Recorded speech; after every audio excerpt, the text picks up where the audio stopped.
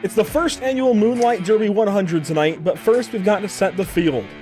Two last chance races will finalize the late model fields in the first annual Sunshine Derby weekend, and it's all getting started now. Welcome to Pit Stop TV in the virtual Pensacola, Florida. My name is Andrew Cardinale IV. I've got Mason Houseman alongside, and it's a pleasure to join you for continuing coverage of the Sunshine Derby. Tonight's coverage from Five Flags is brought to you by Club Racing Incorporated, Damn It Racing Videos, Caden Tufts Designs, KC Athletics, MTM Fabrication, and Goodacre Photography. Warm-up is ending behind us. We are ready to go racing this evening in the last chance qualifier race, the LCQ. Mason, welcome welcome to Five Flags Speedway, and welcome to this half-mile racetrack. It is so tough to get around in these late models. The late model stock is a little bit easier than the super late model, but it's still not easy. Yeah, I'm super excited to see how these guys traverse this track. You know, I'm not really known to be much of a super late driver and not much of a short track racer, but I'm super interested to see how these guys can get around this track. Got a good group of guys here tonight, and I'm excited for this LCQ because I think it's going to be feisty.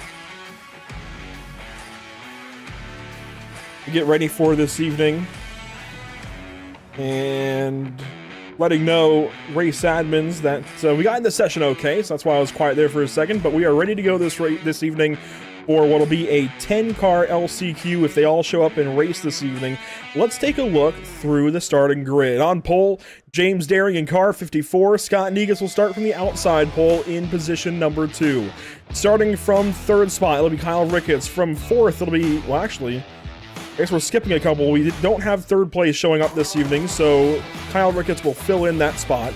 Wesley Lynch will fill in for fourth. Filling in fifth will be Alexander Rowe. Filling in sixth will be Colin McDonough.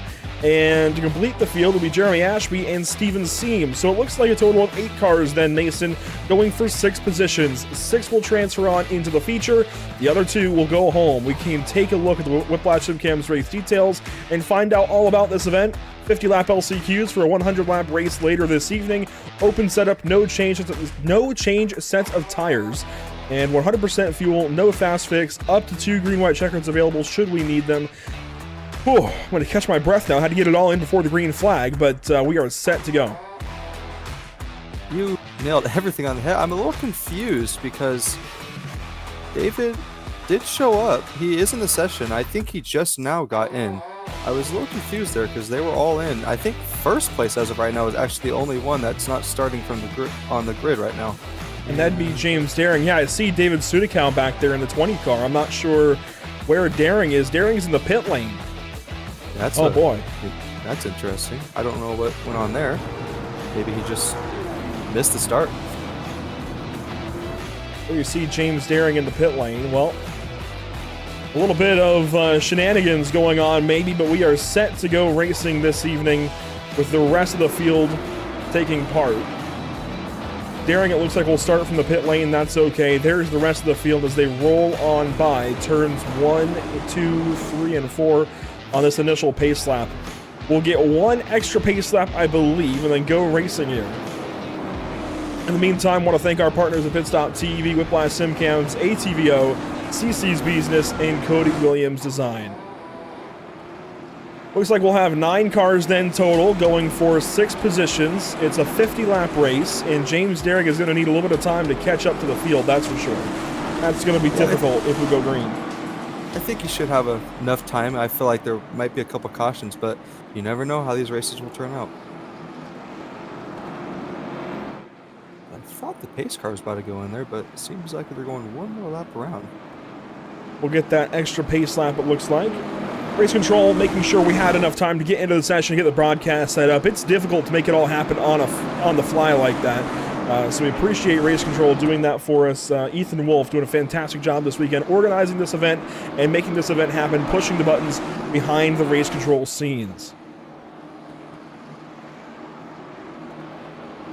NowRacing.com pace car will lead us around this time, and I believe this will be the final time. Now, Alexander Rowe did not grid up. Looks like he is not going to take part this evening, but everybody else is here. Green flag is in the air. We are racing at Five Flags.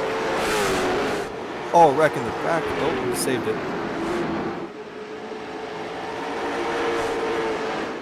Wesley Lynch will lead down into turn number 3, single file with a chaotic race start here. 50 laps the distance. It's going to be interesting to see who's able to transfer on. Yeah, it looked like Jeremy Ashby just got tailed right in the end by Steven Siemens. I don't know what happened there, but it just seemed like everyone got a little bunched up on the start because he started first, actually went down to the bottom and let everyone go by for some reason. That was David Sudicow who pulled off on the start of the race. Here is Jeremy Ashby working to the inside of Steven Seams. Wesley Lynch goes fastest. Now Colin McDonough goes faster. And that's Jeremy Ashby moving into a transfer spot. Yeah, you're going to see a lot of these guys push really hard for these transfer slots. They want to be in this race tonight. They want to be able to show they got the pace to go up there and run to the front. So I feel like this transfer spot's going to be really contested right now. You might see a lot of guys start to put the bumper to each other.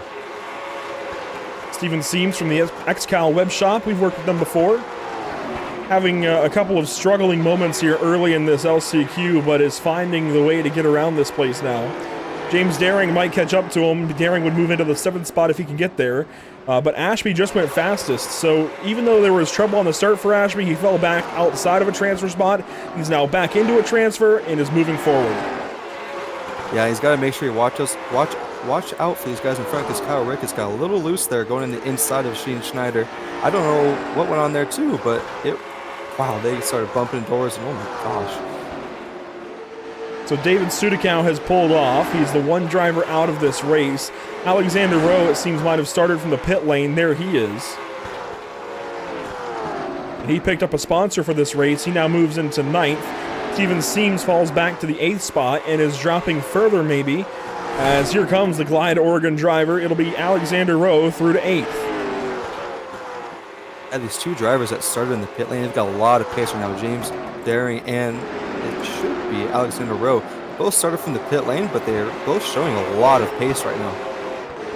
Going to be a tall order, though, for Daring to catch up to Jeremy Ashby, who's been the fastest car on the racetrack the last couple of laps. Here's the gap on your screen from Daring up to Ashby. 1.8, now 1.9 seconds. That's a large and enlarging gap. Now, there is a battle for 4th spot happening with Sean Schneider and Kyle Ricketts. This could hold Ashby up or even become the battle for the final transfer, and Daring could catch these guys. Yeah, these two have been battling hard for about the last 5 laps, and it just lets Ashby get just so close to him. As we see Kyle Ricketts had to back out there just a little bit. I think got a little tight coming out of the corner, wanted to stay out of Sean. Here comes Jeremy Ashby now to the inside of Kyle Ricketts in the City Chevrolet. Daring now 1.3 seconds back and could absolutely run up there and catch Kyle Ricketts, who moves to the inside of Jeremy Ashby. Almost makes some contact. I think he did make some contact. Yeah, I just sent in there just a little too deep. I thought, I'm not gonna lie, I thought Ashby was about to go around there. Good on him to keep that car straight, and he's gonna take the cutback right past Ricketts, see if he sends it in. A little send, Ricketts gets a little loose, and he lets Ashby get right in front of him, but he might come back. And this is the onboard with James Daring following these two. Ashby almost some, I think there was contact there again in 3 and 4.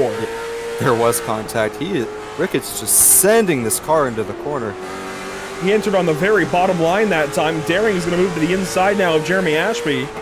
Ashby cuts the nose and has to find a way by Kyle Ricketts. It's so difficult to complete a pass in these late model stock cars, especially as somebody that you're passing is able to get the inside line back on you. It is so difficult to pass. Yeah, Ashby's going to have to start using the bumper here. Ricketts is making this move hard, but I think he might get it done here. Daring gets a little close to that bumper, cuts off that run on the bottom. This for the final transfer position. Ashby moves into 5th. Ricketts falls down to 6th, and there goes Daring on by for 6th place. So Ricketts now out of the race. Yes, and all of this battling is made so Alexander Rowe can just get ever so close to this transfer spot up here. As he's starting to make a charge towards Ricketts right now, he's starting to get ever so close every corner, diving in just a little bit deeper than Ricketts right now. Here's the onboard from Ricketts looking back at Rowe. I've been saying it last night and tonight, both Alexander Rowe, when he put in his entry bling for this event, put in all caps, no sponsors. I'm not sure why, because he's got a sponsor on the hood this evening as he makes the move for 7th. Triptych there on the hood of that number 92 Toyota Camry. But it's nice to see a driver with no or limited sponsorship go and drive with a good-looking race car and drive into an event. So we're pulling for him a little bit here as Ricketts sends it back up the inside. Ricketts is very aggressive on the inside. There's been a couple of times where a little bit of contact there, getting Rowe there a little loose. Ricketts, woo, That could have been a spin around there for real. All that work just get cuts out there, but keep it clean, and now he's off to Dickinson. So things finalize for the time being and get spread out now for that final transfer spot. It's currently James Daring up in the 6th position who holds on to that final transfer. Ashby's driving away and catching up to Snyder. And up front, we've had a fantastic race between Wesley Lynch and Scott Negus. Negus, 2nd place, trying to chase this 33 car down. Now these guys are going to have a lot of work to do in the feature race. 36 cars, only 100 laps for these drivers to do it. And they'll be starting sub 30th place. They'll be starting 31st, 32nd as it stands. That is a lot of work to do for the Moonlight Derby later this evening. But this is the first step, right, Mason? This is the first step in order to win that race later. You've got to qualify your way in, whether it's through qualifying or the LCQ here. If you have to do it through the LCQ, that's what you have to do. These guys are doing it. It's going to be a tall order for these guys as we caution out right in front of the leaders. Steven Seams around. He was running in the 9th place. See, Ashby got by Snyder there in the background. And the Steven Seams machine will get itself righted and continue on its way. That looked like just a simple spin, no damage on the car. Just a little bit of emotion to it, maybe. I want to thank Dammit Dimit Race Videos for being the presenting partner of this evening's Moonlight Derby. And yeah, simple spin there for the 98 car of Steven Seams.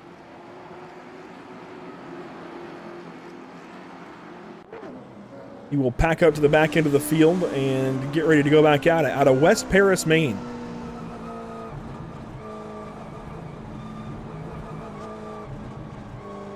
Well, Mason, you say you don't have a whole lot of short track experience, but you do have a lot of experience behind the wheel on iRacing. You're a phenom in the BRB Butt Kicker Cup series that we have on Tuesday evenings. If you had to guess, what kind of things would transfer from a big track to a small track?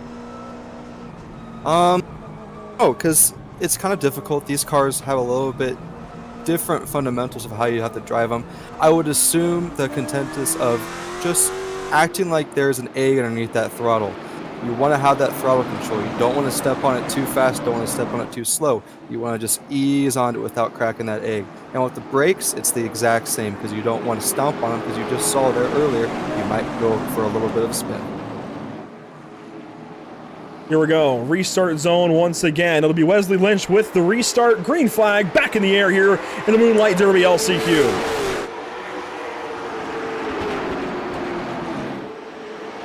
Spinner, it's the Glide Oregon driver, Alexander Rowe, around at the restart.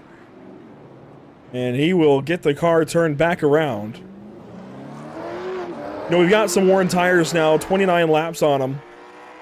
Nothing too crazy, that's pretty typical. I mean, usually you run about 50 to 75 laps in a normal late model stock feature. So it shouldn't be that that was tire wear spinning the 92. I'd imagine there was some other, maybe contact or something else going on there. We'll take a look.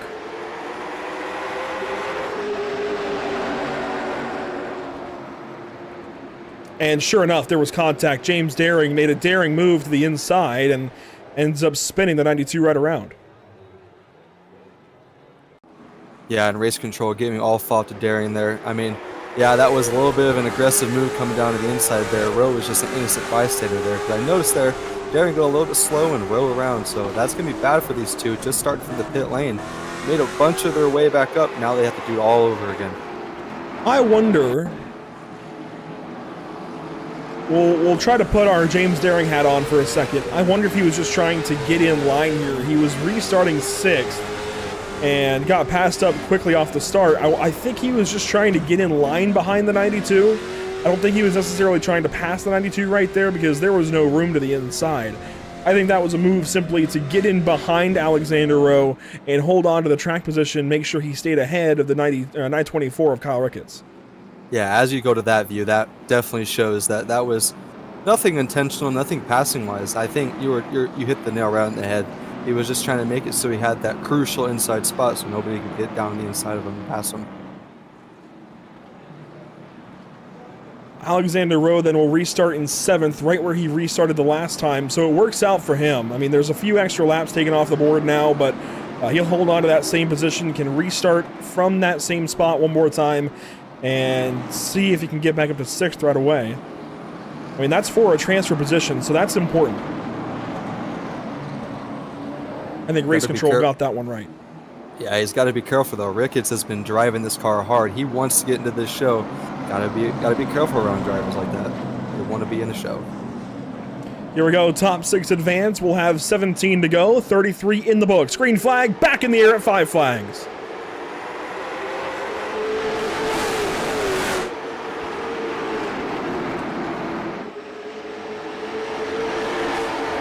They get single file down the backstretch. Kyle Ricketts looks to the inside of Alexander Rowe, but the leader pulls off. Wesley Lynch has to pull off with a penalty. That's going to change this race entirely. Lynch to the pit lane. Everybody else fights out front. Negus now to the race lead. Ashby looks on, and in the final transfer, you've got Kyle Ricketts. Yeah, it looks like Lynch got a drive through there. I don't know exactly what happened there, but must have jumped the start. He was the race leader. Just barely in front of these guys. If another caution comes out, he will not go a lap down. So he's just ahead of him right now, but he's got to keep himself out front of here right now. The driver out of Vail, North Carolina, with just that much space back, and he was leading this race, so he should be able to hang on to this track position here and not go a lap down. The only driver I'd be concerned about if I were him is Jeremy Ashby, because Ashby's been on a tear this race. He's been fastest on the racetrack and is about to move into first position. I've been very surprised with the pace of him. He gets a little bit of contact there towards the rear. Oh, wow. He has been on a flyer this entire time.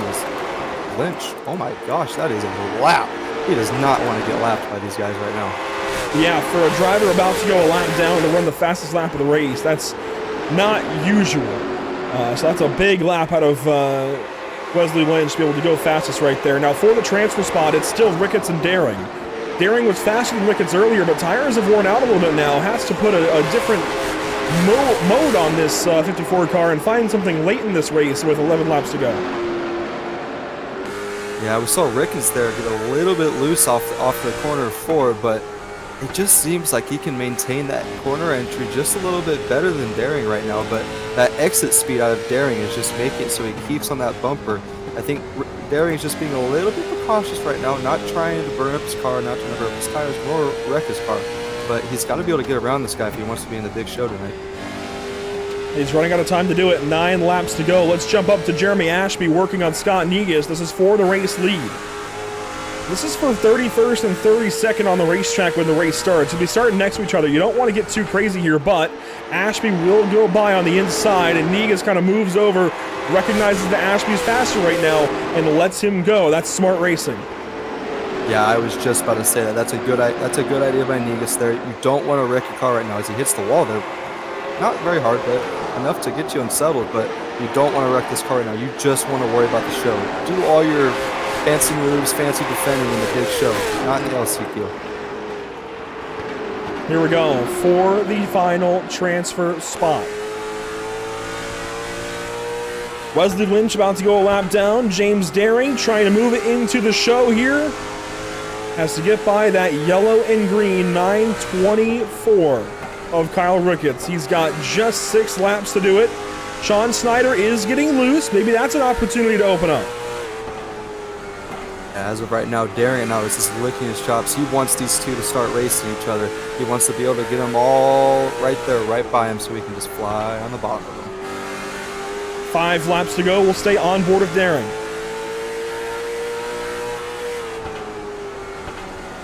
Now this is open setup, so you're seeing setups at work. These are not fixed setups on these cars this evening. You are seeing these guys tune these race cars a little bit, try to find the most speed they can, so different cars will have different pace at different times of the race. You'll have some cars that fire off really well, and some cars that take a little while to come in, as both of these two get loose with 4 laps to go, now 3.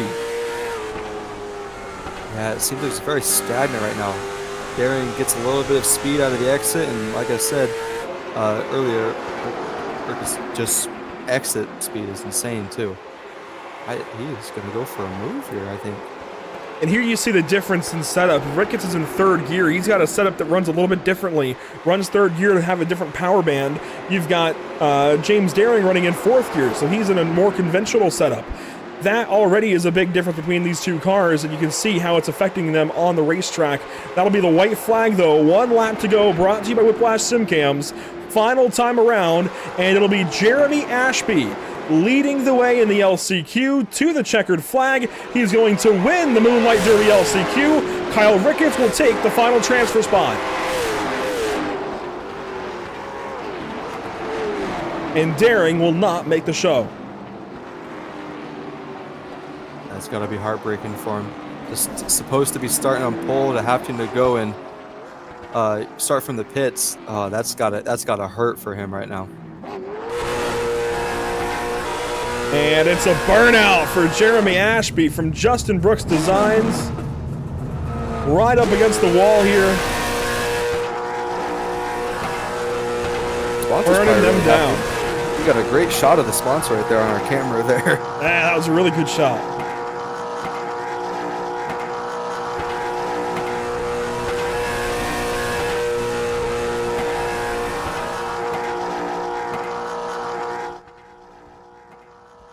Well, Jeremy Ashby clearly is happy to be moving on.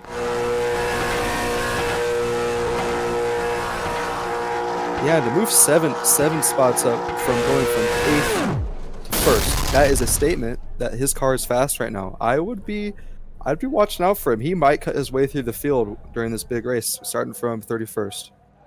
That was quite the burnout there on the front straightaway. He burns it all the way down, ends up blowing the motor, but will move on as the race winner in the LCQ. We'll take a look here at the full unofficial race results with Jeremy Ashby out front, Scott Negus second place, then Colin McDonough, Alexander Rowe, Sean Snyder, and Kyle Ricketts, your drivers transferring into the big race.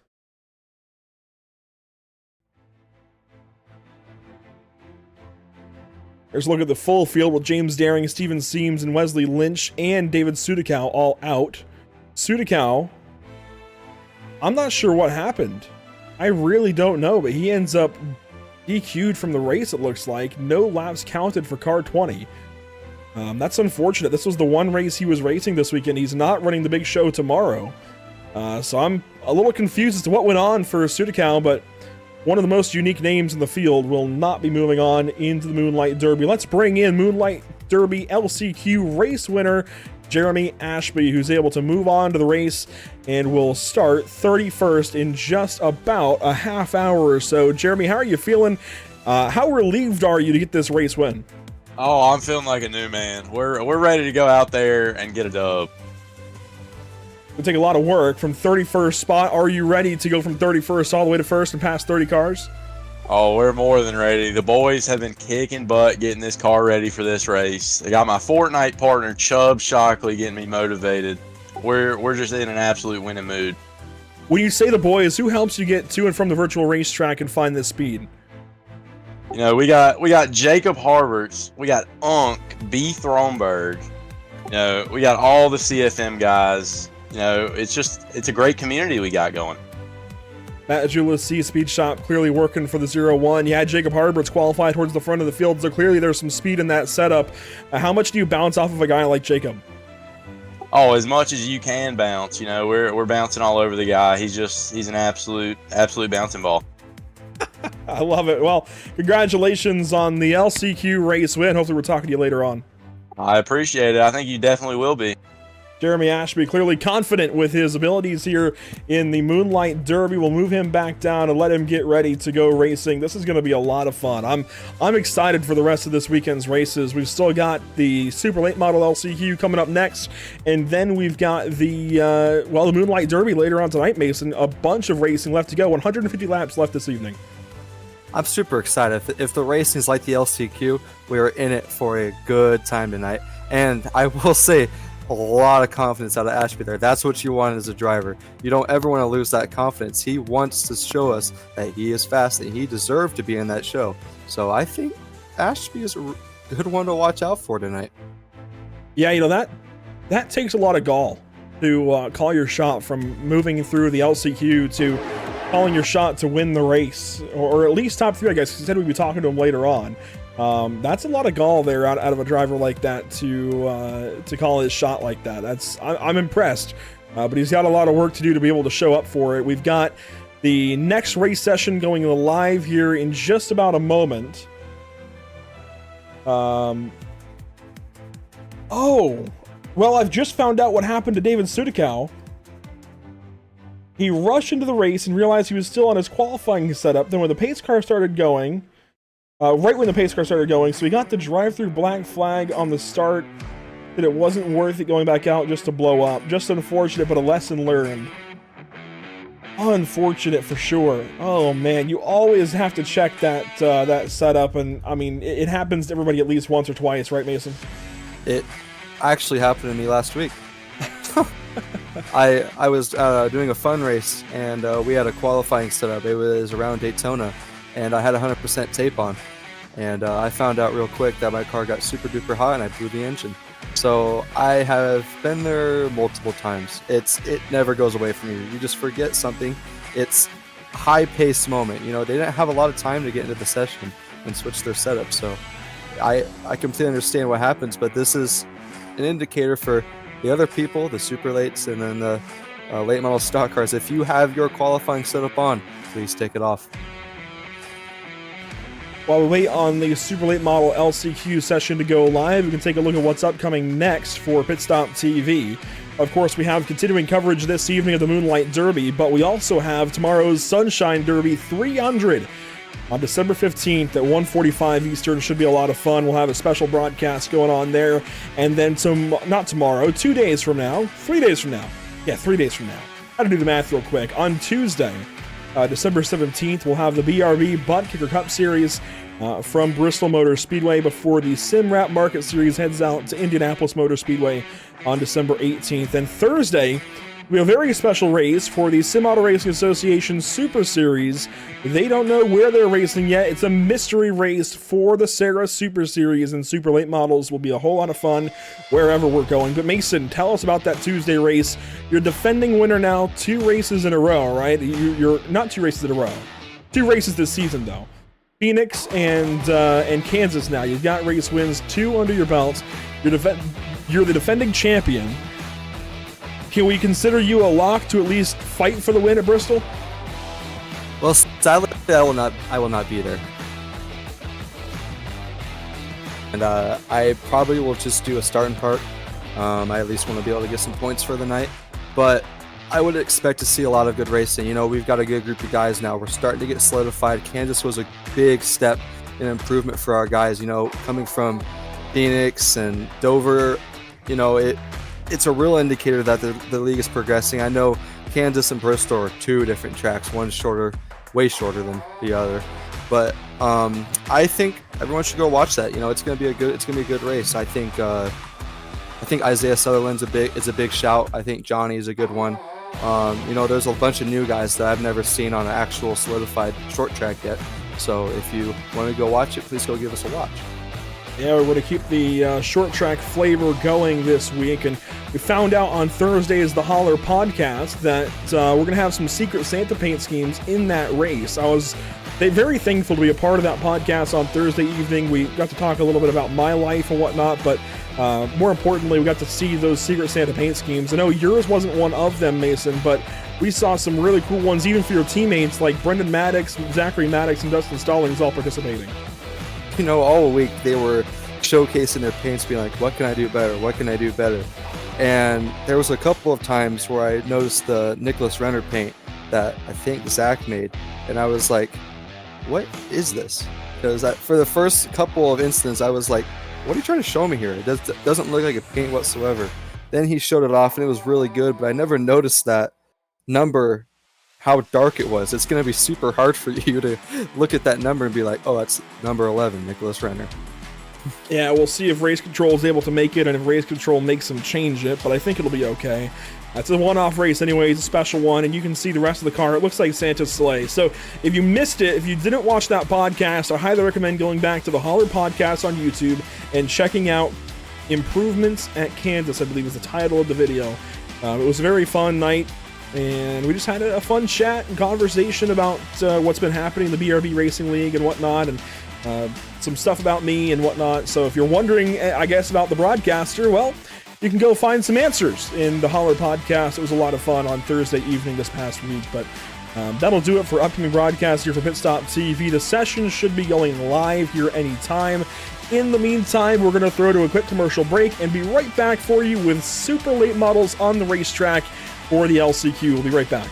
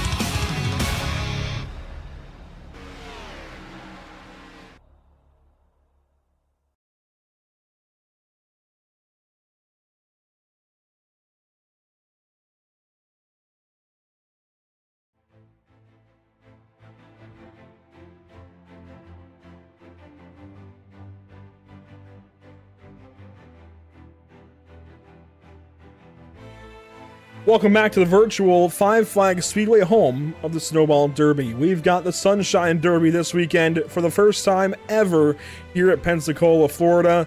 Virtual Pensacola, Florida that is. And to get into the big show, you've either got to qualify in the top 30 or run the LCQ and make the top 6. That's what's happening now. The LCQ headed to the racetrack here in about 10 more seconds.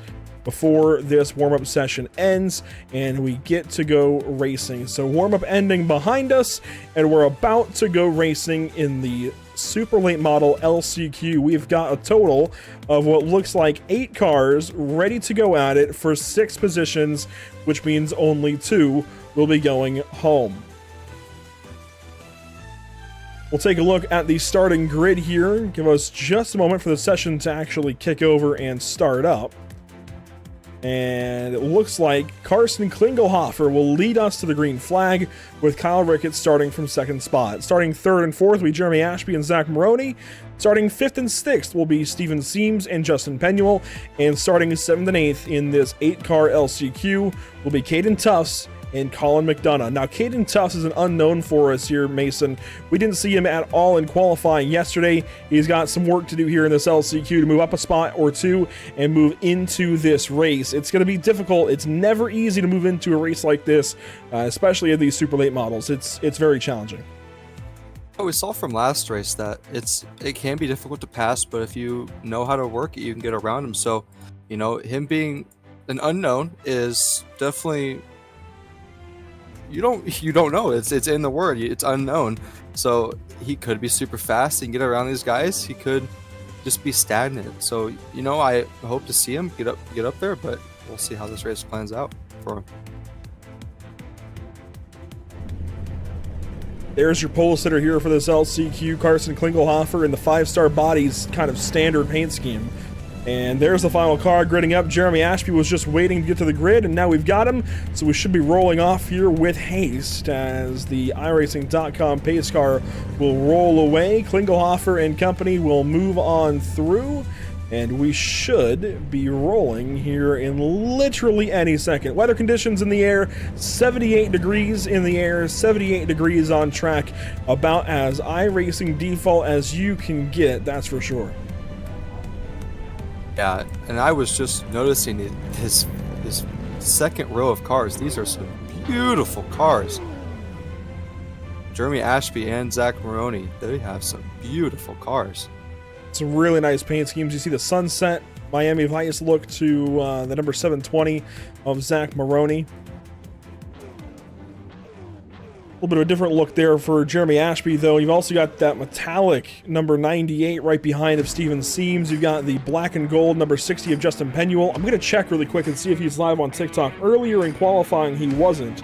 Qualifying, of course, for the late model race. Hang on, I'll get there as I look this up. He's not live. I'm surprised. I thought he would be.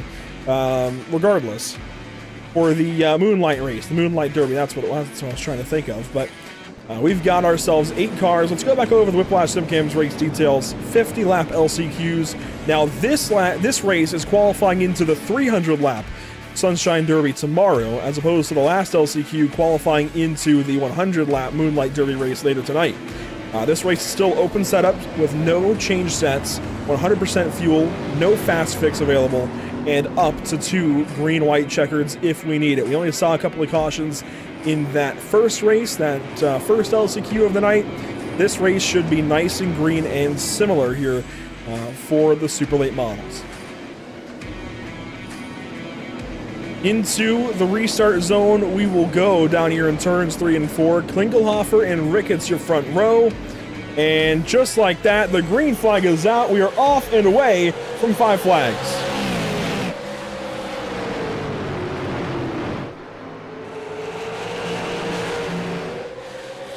And again, it's a chaotic start with Penuel all over the place and others. And Penuel's hooked. He's out. He is done. That is his night over. No caution for it.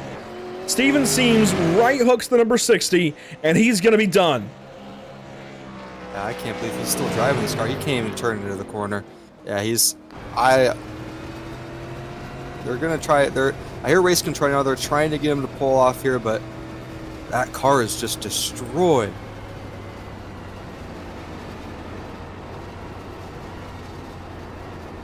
Justin Penuel out of Pink Hill, North Carolina, is going to be out of the Sunshine Derby just like that before it really ever even got started.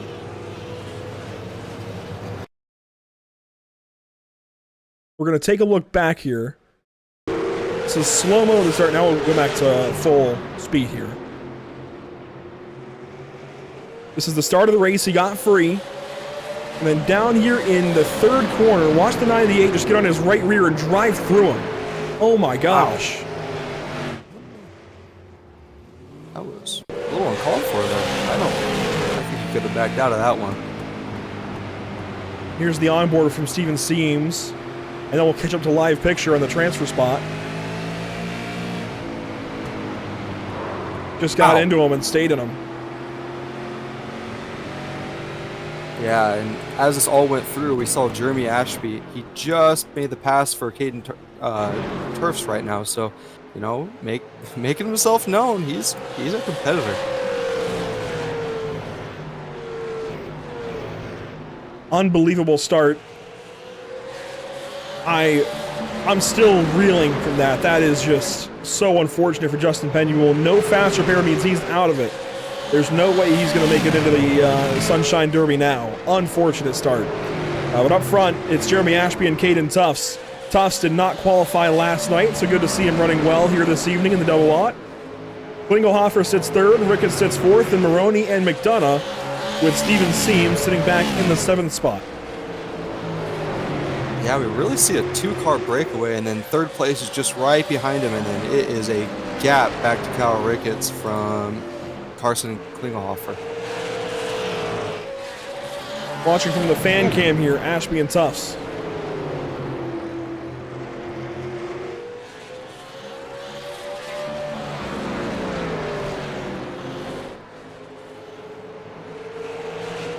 So things a little bit different here in the super late model race. A move here though for the race lead from Tufts.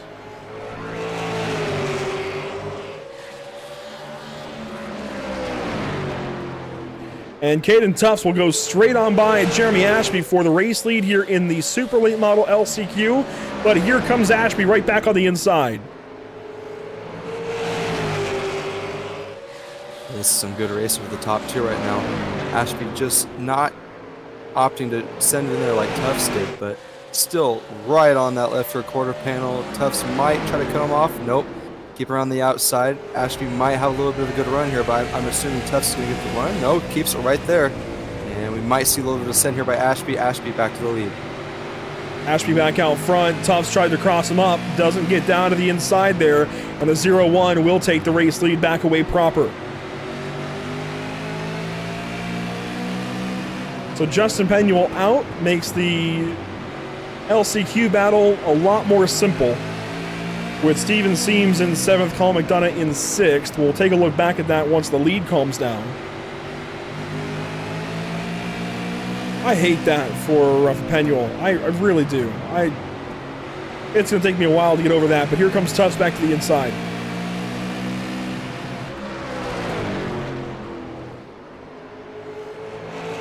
Very clean racing from these two up here. Not even a single door bang right now. These two are just hard racing. No contact needed at all for these two to battle out. The Camaro of Tufts powers ahead now of the Cadillac CT5, I believe, of Jeremy Ashby. Ashby, though, hanging on the outside lane, not letting this double lot get away. Now he'll finally pull in behind and cross over the 0-0.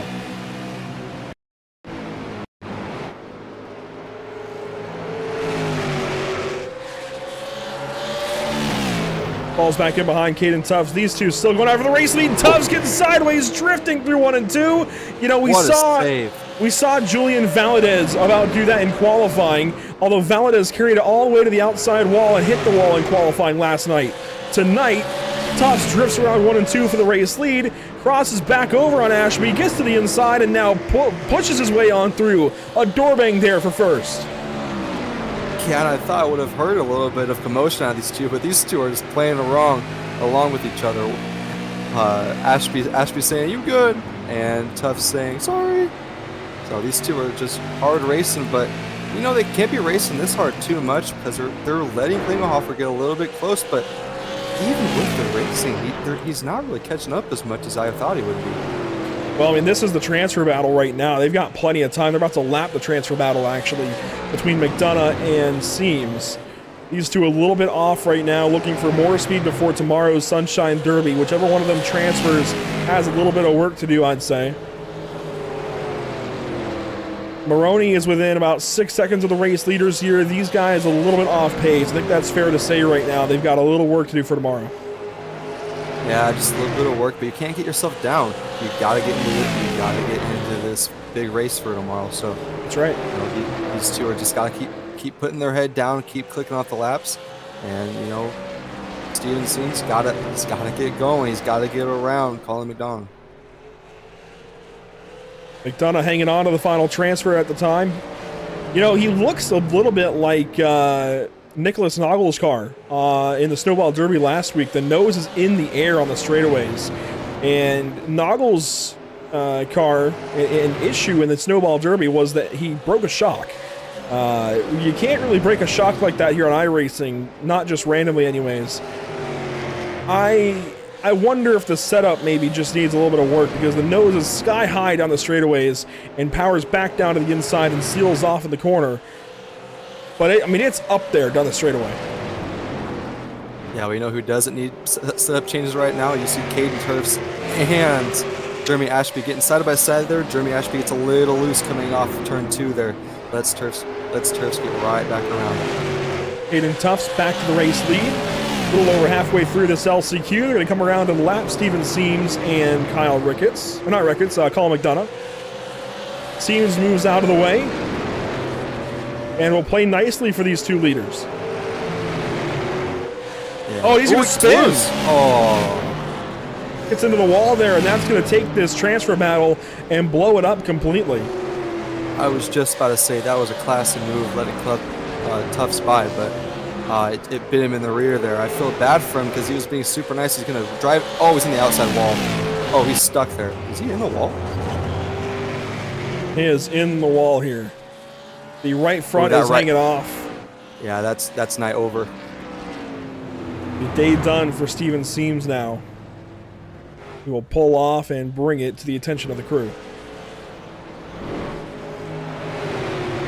This makes it easier for us. We are seeing our people that are moving on to tomorrow's show. And that makes it that much more painful for Penuel, I'd say. I think he could have transferred for sure. Had some speed in that 60 car. So unfortunate, but we've got our 6 that'll move on. So the LCQ now comes down to these two out front, Caden Tufts and Jeremy Ashby, racing for the LCQ win. I think Ashby might have burnt his stuff up just a little bit more than Tufts. I think Tufts is getting a lot of exit speed right now, and Ashby's sending it in just a little bit deeper than he gets the wall right there.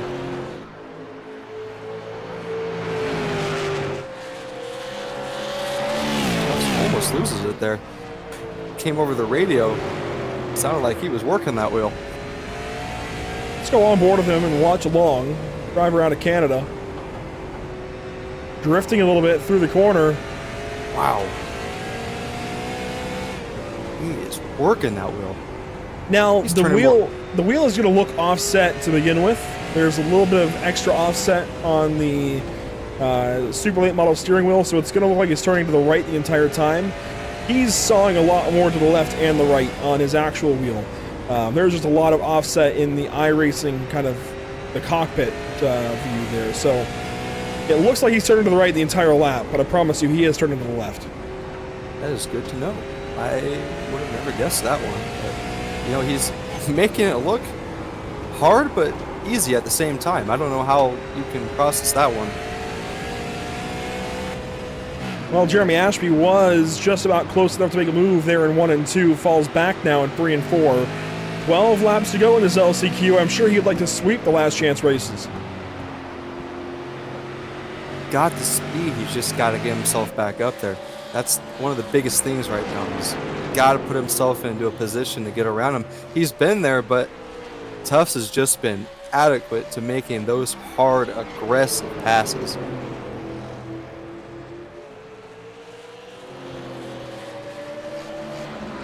It's been a lot of fun watching these two go at it, and I mean, this is for 31st and 32nd starting positions in the big show tomorrow.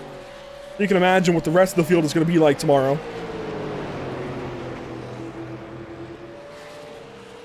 See a lot more contact tomorrow. You're going to see some more contact tonight. We hope we don't have too much contact. We like the racing without the contact if we can. I will take a little bit of contact as long as there's no spins. It's the spins that get you. But 9 laps to go here in the LCQ. Yeah, it's fun. It's fun, though, to watch a little bit of contact. Not aggressive, thin out, wreck people contact, but I like to see a little bit of door banging on the flash. We'll roll through some of the field of their team affiliations. Caden Tufts this evening from Elite Performance Industries. Jeremy Ashby racing this evening from Matt Julis C Speed Shop. Carson Klinkelhofer from BRNZ Performance. Zach Maroney this evening from Elite Performance Industries as well. And back in 5th, it'll be Kyle Ricketts, an independent driver. And he is using a lot of rear brake. Whoa, he is using a ton of rear brake. Watch here on the back straightaway this next lap. You can see just how bright red those rear rotors are. You can see it in the back of the car. Look at those rear brake rotors. Oh, those are hot. Glowing. Oh my gosh. That takes a lot of brake to glow the rears like that. Yeah, he's going to have to work on that for a step tomorrow. I think that might be one of his problems why he's diving in just a little bit deeper than most of the other guys. It seems like he just can't slow that car down. Maybe he's got to work on that bias just a little bit for tomorrow. And Colin McDonough hangs on currently to the final transfer position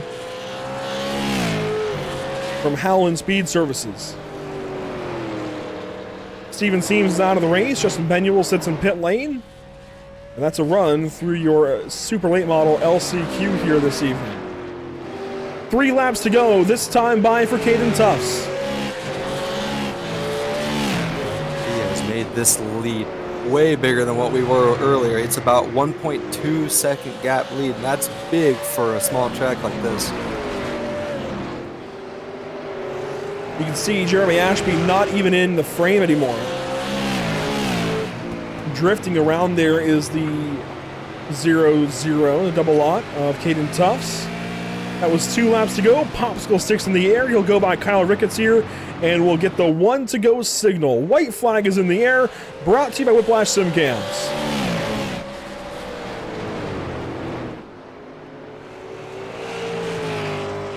Final time around for the super late model LCQ. And Caden Tufts will go to victory lane this evening in the last chance race. The final transfer spot will go to Colin McDonough.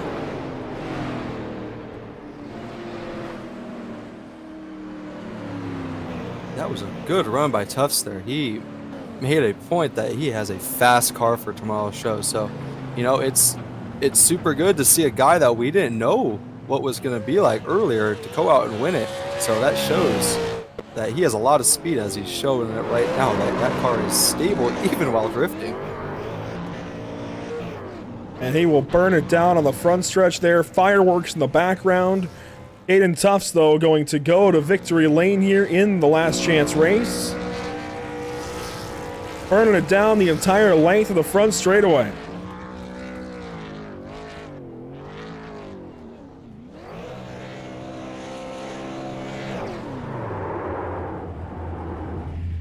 What a shot. Another good shot at the sponsors. Caden Tufts Designs. Mostly on that car. Brad Wadden Mortgages. And he is ready to go racing tomorrow. Burns it down all the way till the motor expires. He'll need a new motor for tomorrow, but that's okay. Those motors are expensive nowadays. Well, thankfully they're free on iRacing. That's the good news, right? Thankfully. Those motors man. are expensive if you go to real life. Well, we'll take a look at the unofficial race results here. Of course, Caden Tufts with the last chance qualifier race win. It'll be Jeremy Ashby in second spot, Carson Klinkelhofer in third, Zach Maroney, Kyle Ricketts, and Colin McDonough, the remaining qualifiers that move on into the show for tomorrow. Steven Seams, Justin Penuel out of the show for tomorrow's Sunshine Derby. Caden Tufts led 35 of the 50 race laps, and we'll see if he comes and talks to us here at the back end of this show. And yes, he will. He will move on into the waiting room, and we'll grab Caden Tufts, who goes to victory lane here in the last chance race for the super late models. A job well done. 35 laps led for you, Caden, but how did you best Jeremy Ashby there? We got the old EPI dig, so I guess it worked right. I had a whole bunch of fans in Discord at the same time, so they're giving me some motivation while I was turning left and going fast. And I mean, Ashby didn't want the smoke. He always gave it to me at Charlotte in the Legend car, so I had to give him a little something back. You know, he called his shot after winning the late model stock LCQ. Are you going to call the same shot and say that you're winning tomorrow? Damn right I am. If Ashby can do it, I can. That's the way I look at it. I like the attitude here, Caden. You missed qualifying. What was going on there? I had hockey. Had hockey. Yep. Did your team at least win? Yes, we did. All right, well, it's all worth it then. Caden Tufts from Caden Tufts Designs, one of the partners of this event. What brings you to this event in the first place? I sponsor this event, and I'm great buddies with my boy Ethan Wolf. Decided to help him out with this event, so we're sponsoring the best looking car. But personally, I think no bias at all. I think I got the best looking car here, but I'm sure there is other ones out there. It's certainly one of the best looking cars. Love the Christmas theme, the snowman there right behind the number. Really quality stuff. Caden, good to talk to you. Congratulations on the LCQ victory. I'm sure we'll be talking to you tomorrow. Thank you. I appreciate it. That's Caden Tufts moving on in the LCQ and ready to go racing tomorrow night. I say tomorrow night, tomorrow afternoon, really. 1:45 Eastern is when our coverage will begin. We'll take a look at the upcoming broadcast here at Pitstop TV, and you'll see that 1:45 Eastern is when we'll kick things off and get going for racing here on the Sunshine Derby 300. We also go to Bristol in the BRB Butt Kicker Cup Series on Tuesday, and then Indianapolis Motor Speedway for the SimRap Market Series on Wednesday. That's a look at all the upcoming broadcasts here at Pitstop TV. And Mason, you'll be in that Tuesday show, even if only for a start and park. What can we expect? Hard racing, that is for sure. You know, we got some guys out there that Bristol is going to be a good race from. It's going to be one of the only ways they can actually win, because we have such a hard field this season. You know, it's super hard to win in the league now, especially now that we have about 35 drivers coming every night, so you have to be on point every single night. And I think we're going to see a lot of drivers that don't have a win push themselves to go out there and get themselves a win. So I would expect a lot of hard racing. You might see a couple of hard contact cautions, but I would assume that Tuesday, we will be seeing a lot smoother racing with the intent of hard racing. Well, we've still got some racing left to go this evening. We have got the Moonlight Derby coming up next. Late model stock cars for 100 laps here at the virtual Firefly Speedway. Don't go anywhere. We're going to go to a quick commercial break. In the meantime, check out our social media here at Pitstop TV, Facebook, Instagram, Twitch, YouTube, and X. Plenty of places to follow along with Pitstop TV. Make sure you do so. Give us a follow, a subscribe, a like, whatever it is on whatever platform. We'll appreciate it nonetheless. And we'll be back to you here in just a few moments with racing for the Moonlight Derby 100 coming up next.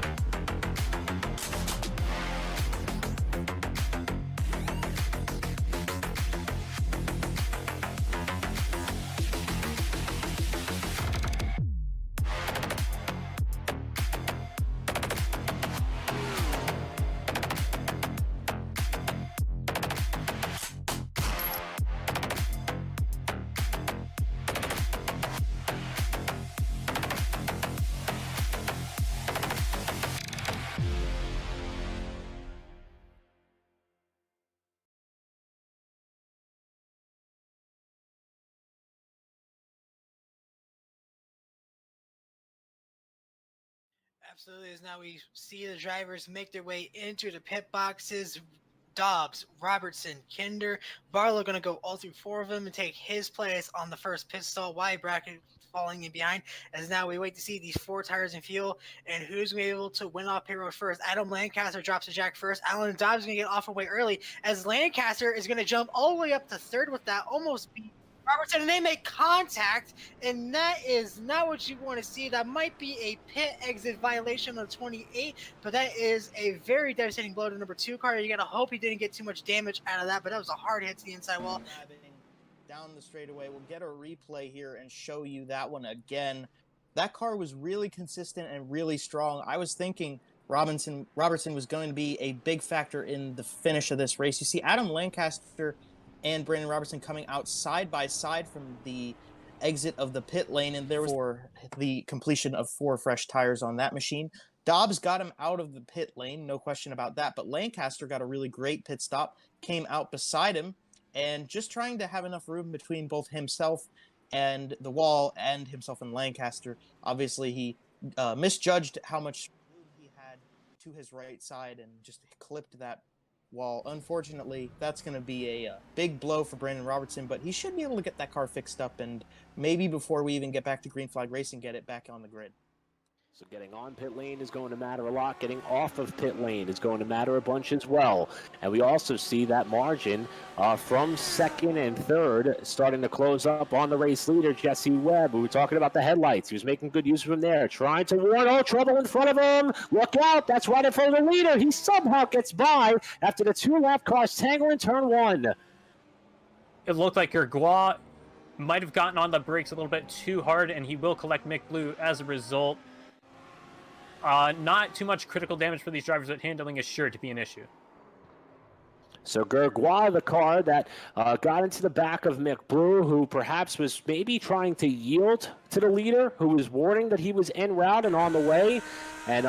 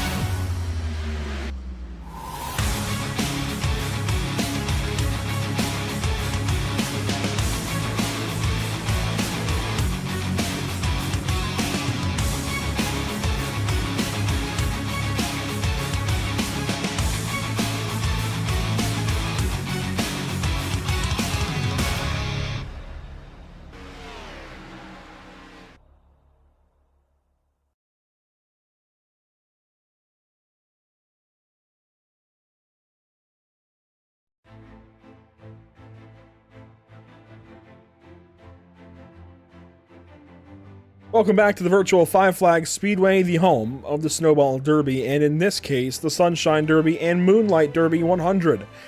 We're live now for the Moonlight Derby 100, a race that is set to continue this Sunshine Derby weekend. Of course, this coverage brought to you by Club Racing Incorporated, by Dammit Dimit Racing Videos, by Goodacre Photography, by MTM Fabrication, and by KC Athletics, and finally, Caden Tufts Designs. A whole bunch of great partners making a great event happen this weekend. It is so good to be here at the virtual Five Flags Speedway, ready to go racing now for the Moonlight Derby 100. Mason, are you ready? I don't know if I'm ready or not. I sure like to say I'm ready, but we will definitely have to see if we're ready or not. Well, hopefully we are. We can take a look at the Five Flags Speedway and the track map and whatnot here on your screen. Open in 1953, it's the annual home of the Snowball Derby. It has hosted the NASCAR Cup Series in 1953, its inaugural year of racing. Now hosts ARCA, ASA, and more. We're excited to get this evening started, but before we go racing this evening, let's take one more look at what's upcoming for us at Pit Stop TV the rest of this next week. Tomorrow, of course, we have the Sunshine Derby 300, December 15th, 1:45 Eastern. Make sure to tune in for that. Tuesday, December 17th, we've got the BRB Butt Kicker Cup Series from Bristol Motor Speedway. And then Wednesday, it's the Sim Rap Market Series on Wednesday, at Indianapolis Motor Speedway on December 18th. Should be a lot of fun. 8:45 Eastern for the BRB Racing League and 7:45 Eastern for the No Limit Racing League Sim Rap Market Series. Of course, there's plenty of places to follow along Pit Stop TV. We've got Facebook, Instagram, Twitch, YouTube, and not Kick. Geez, I'm all over the place tonight. X, that's where we're also on. Of course, we've been on X and Twitter and whatnot for years, but Mason, we have got 100 laps coming up. Let's take one final look at the Whiplash SimCam's race details and get ready for this evening. We'll do this live. You see the 50 lap LCQs. We can take that part out and make it just the 100 lap race now because, well, the LCQ's been run. So there you go, 100 lap race, open setup, no change sets, 100% fuel, no fast fix, up to 2 green white checkers. I think the highlight of this graphic has to be that they have no change sets of tires. They're just the set of tires in the car, and that's it. Yeah, they definitely got to be careful tonight. Those tires are going to get worn. You know, 100 laps on this track does not seem like a lot because a lot of the times we see races that are 250, 300. But going around a short track, going this fast, these tires wear out. Oh my gosh, they go up a lot. The tires will wear out decently quickly. I mean, these late model stocks are used to running 100, 120, 150 laps even on one set of tires. We've done 200 before, so they can go for a while on one set of tires, but this 100 laps at a very fast racetrack like Five Flags will definitely wear the tires out and put these guys on the edge of grip by the end of the race. We've got 30 seconds left in warm-up, and these drivers have been having some fun, driving all around the infield and whatnot, just going crazy, so we'll let them have their fun. But we can take a look, we can take a look at the BRB Butt Kicker Cup Series schedule. We talked about it. Next up for these guys, we go out to Bristol, and then one of your racetracks that you're looking forward to, Mason, we're going to Austria with the BRB Racing League. This is what you have to look forward to on Pit Stop TV. The BRB Racing League on Tuesday nights. This is the schedule, screenshot it, whatnot. And if we flip on over to the Sim Rap Market Series, this is their schedule, screenshot it, get ready. We go to Indianapolis, and then we have a winter break before we go to Darlington on January 8th. Should be exciting for sure. Warm-up is concluding. That means we're about to go racing. 36 cars in all. Weather conditions for this evening, a very iRacing default, 78 degrees in the air, 78 degrees on track. It'll be an exciting day for sure. On the racetrack, here we go. It's time to go through your starting grid. On pole, we saw qualifying earlier today. Ryan Kuhn will kick this race off from pole position. Carter Hollingsworth will start from second. Starting third, it'll be Shane Hodges in the number 10 car with Chubb Shockley rolling off fourth. Starting fifth place this evening, how about the number 80, Jacob Harberts on the inside, Dylan Canova on the outside. Starting seventh and eighth, you'll find Braden Campbell and Grant Thompson. Starting 9th and 10th, you'll find Riley Duncan in the number 97 and Trevor Ward out of Oxford, Maine in the number 16.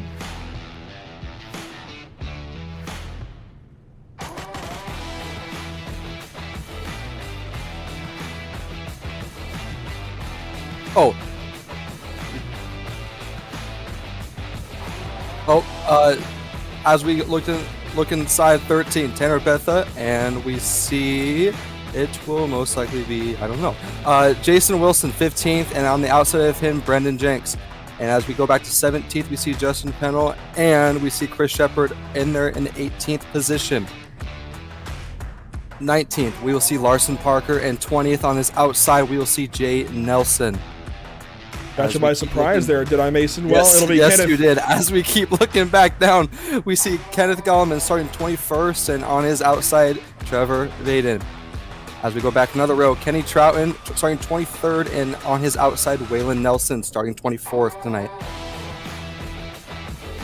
Starting 25th tonight, we have Morgan McDonald, and 26th, we see Zach Maroney. And we go back to 27, we see Greg Thurlow, and on his outside, we have Ethan Johnson.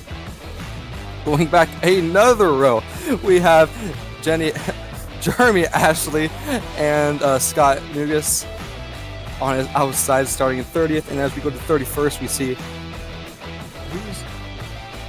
Colin McDowell and Alexander Rowe. And 33rd, we have Sheen Schneider. And 34th, we have Kyle Ricketts. And we have one more row into the back starting tonight, and we actually do not. I am so sorry. Yeah, it looks like two drivers not making it either from qualifying or from the LCQ. I'm not sure which, actually. I think we've got all our LCQ drivers, so two drivers that qualified into the show earlier tonight did not make it into the race session tonight. So we're still waiting on them to join up, I think.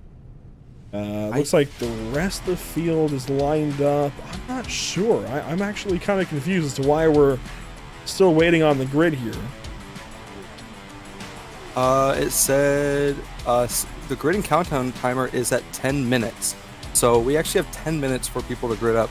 A lot longer than what I thought we would have had. But, you know, it gives us time to talk about the drivers a little bit. And for me to maybe possibly mess up the grid on accident. I was not ready. You really surprised me with that one. Well, we can take a look at some of the paint schemes this evening. Here's a good look at Ryan Kuhn's Christmas-themed paint scheme that he didn't have on the car for qualifying. They re-wrapped the car for this race, and looks like the grid will finally be advanced, so we will move on with this evening's program and festivities. And there goes the iRacing.com pace car rolling off the grid, ready to go racing. Let's remind you one more time of the Whiplash SimCam's race details as these guys get rolling. 100-lap race, open setup. So these guys are bringing their setup from who knows what setup shop. Matt Chula's C-Speed shop, Ryan Kuhn Motorsports, Elite Performance Industries, and so many more. No change sets of tires. They've got to manage their tires all race long. 100% fuel, meaning they've got enough fuel to make through the end of the race. No fast fixes, meaning if they get damaged, they are out of the race. And up to 2 green white check cards if needed. So if we get into a situation at the end of this race where we have a couple of cautions late, we've got those 2 green white checkers to sort this race out in overtime. The iRacing.com pace car leads us around one more time. Call your shot now, Mason. Who you got to win this race? I like his confidence. I'm gonna go. I'm gonna have to. Oh wow, this is actually. Huh. This is. You know what? I like his confidence. I'm gonna go with Jeremy Ashby. I think he's gonna rip his way through the field. He's got speed underneath that car. He's got 2 races tonight already, so he's got this car figured out, this track figured out, and we'll see if he can get his way up there. What do you got, Andrew? There's Jeremy Ashby out of Mayodan, North Carolina. Already has damage on his race car. Oh no. Oh no. Something has happened here on the pace laps, and Ashby has got some damage. Well, we'll see if he's able to manage that and get that damage maybe repaired at some point.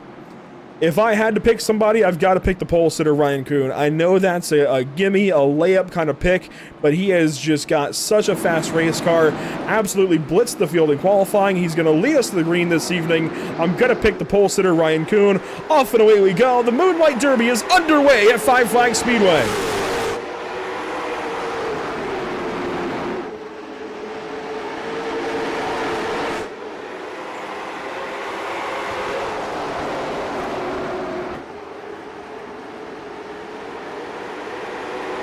1 lap complete right there. The entire field's going to flash by our speed shot. A couple of cars out of shape. In fact, Ryan Kuhn was out of shape off the very initial green flag through turns 1 and 2. He was sideways, but hangs on to the race lead over Carter Hollingsworth, Shane Hodges, Chubb Shockley, and Jacob Harbert's your top 5. Yeah, I've seen a lot of these guys tonight like to work that rear end around. I think it helps them rotate this car around that corner, progresses them out towards the straightaway, and lets them get that run. And if you're not really doing that, as we got a wreck in the back. Oh, right at the start-finish line. Oh, it's a big crash. A big stack 'em up in Ashby, isn't it? Oh, there goes my driver. A big stack 'em up, and I believe it starts with Morgan McDonald and maybe even the 27 of Ethan Johnson. Field's got to slow down. They're catching up to him. We'll go back and watch through the replay. This is back a little ways, pretty much to the initial start of the race.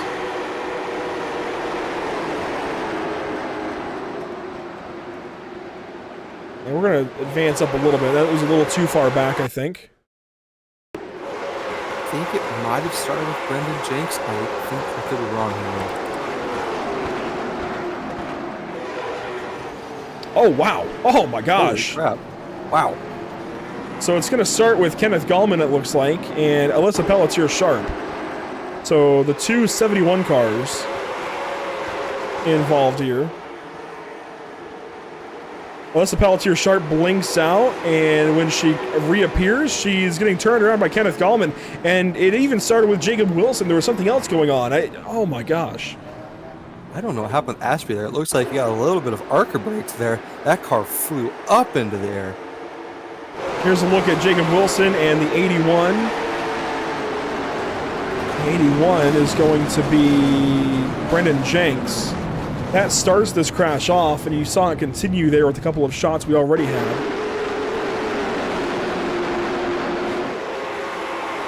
Here's Kenneth Gallman from the blimp. Justin Penuel's going to get in this. Oh, he got hit pretty hard. I think if that car didn't blink out, I think a lot of those drivers would have gotten around it, but that blink right there really upset the drivers there, because all of a sudden, holy crap, you got a car in front of you and you have to be able to avoid it, and I think that's what caused a lot of these guys to just have to avoid her. On board for Jeremy Ashby. Wow. That is a lift up. Oh, we just gone back green. Quickie yellows. Oh my gosh, got me by surprise. The field has just restarted, and we're back green, just like that. It was a very fast caution.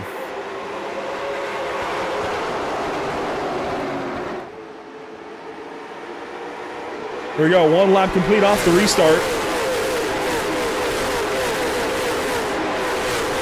And Ashby has sunk to the back end of the field.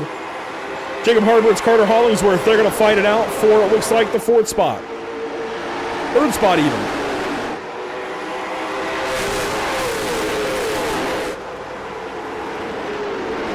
You don't usually see late model stock cars as far south as Five Flags Speedway. They're mostly a southeastern thing in terms of like North Carolina, South Carolina, Virginia, maybe some Tennessee. We'll see the Cars Tour go down to Cordele in April of next year, so count Georgia into that now. But it's rare you see late model stocks all the way down in Florida in this kind of capacity. Of course, this is virtual. We can take them anywhere we want in the iRacing.com world. But it's still, you don't see this combo all that often. These guys are making it look easy tonight. A very, very good race already on our hands on lap 12. I'm loving it. I think they should come here all the time. These guys are making it look like fun to go and watch. I wish I was out there in the crowd right now. Oh, 1 car gets free. That's Waylon Nelson in the back. 3 wide. Some contact with Morgan McDonald and the 38 to Greg Thurlow. Waylon Nelson wide again there to turn 1. Got a little free. And comes down and hits Greg Thurlow. Here comes Maroney on the inside. And they sort it out. Back up to the front. Saw Riley Duncan on the wall there for a brief moment. Mason, these guys are all over the place. I don't know how there hasn't been another wreck. I would have assumed there would have been a wreck by now, but these guys are just walking the floor with this track right now. Giving each other enough space to the point where Duncan hits the wall hard there again, but they are giving each other.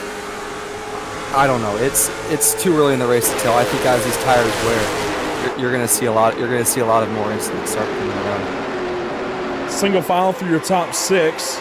First battle is for 7th.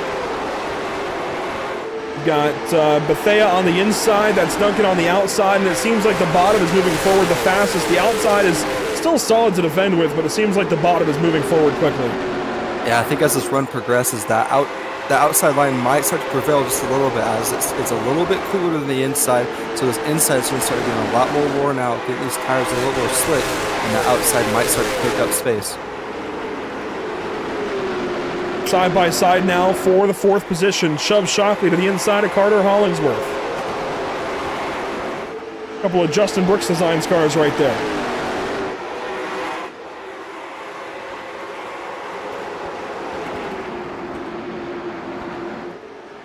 You've got Grant Thompson right behind. This is the battle for 4th. 4th, 5th, 6th, and 7th, all under a blanket right here, all the way back through Tanner Bethea. Ooh, yeah, and Hollingsworth center a little bit too deep there. It's going to get past there by Grant Thompson. And is he going to make it through? Yes. And now Hollingsworth has to worry about, that would be Bethea back on around.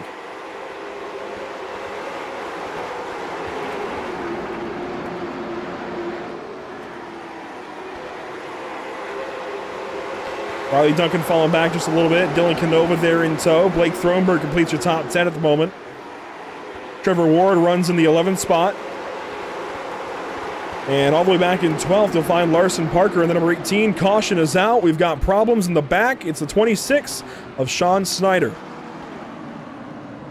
Wonder if that was an incident of someone staying it just a little bit too deep into the corner and tagging her in. We'll get a replay and look back at it. It was the number 18 on the inside.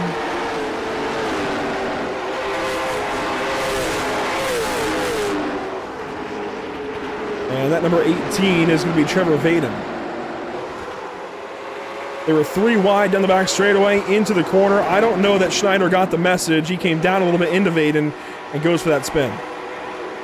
Yeah, it's just hard racing. It's hard around these tracks with 3 wide, especially being so short. You think you have a little bit of space, but all of a sudden it comes real fast. So I think that's just hard racing right there, Andrew. Yeah, that was Jacob Wilson on the inside who made it 3 wide. And down the pits, we'll have the number 26 car now of Sean Schneider. Coming in for a little bit of service. He'll head back out onto the racetrack, and he will be 1 lap down along with Colin McDonough and Justin Penuel. Jeremy Ashby in the 34th spot sits 3 laps down the pit lane here. Yeah, my driver is, when I said I was going to win, he's 3 laps down. I think I just cursed him. Gave him too much confidence there. Well, there's still a lot of racing left to go. He might be able to get back into this race, but there goes Justin Penuel, another lap down, along with the number 81 of Brendan Jenks now losing a lap.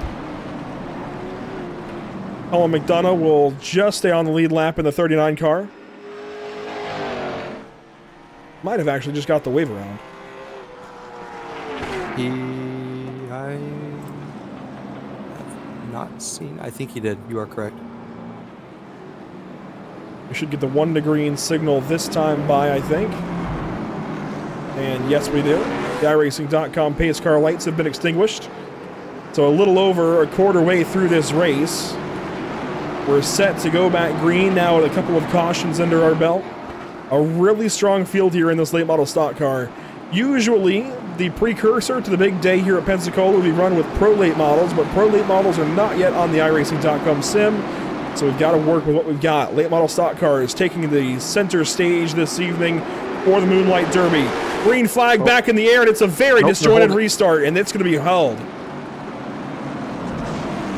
There was a very late holdback there. I don't know what happened there. I think that was an iRacing caution there. They did not like the way the field was stacked up, and they held back the caution. GuyRacing.com safety car comes back out to the attention of the field. And we'll have a couple more laps under caution. They have extended it by one more lap. So next lap, we should be seeing him going green again.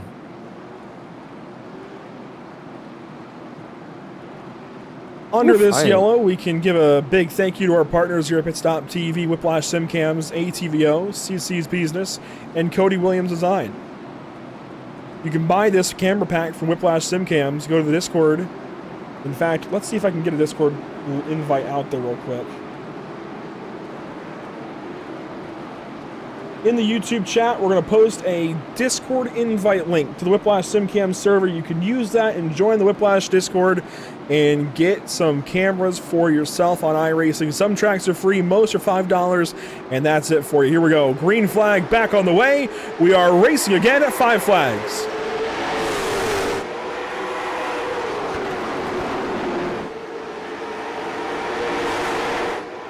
Shane Hodges slammed the door on Jacob Harbert's nose there into turn 1.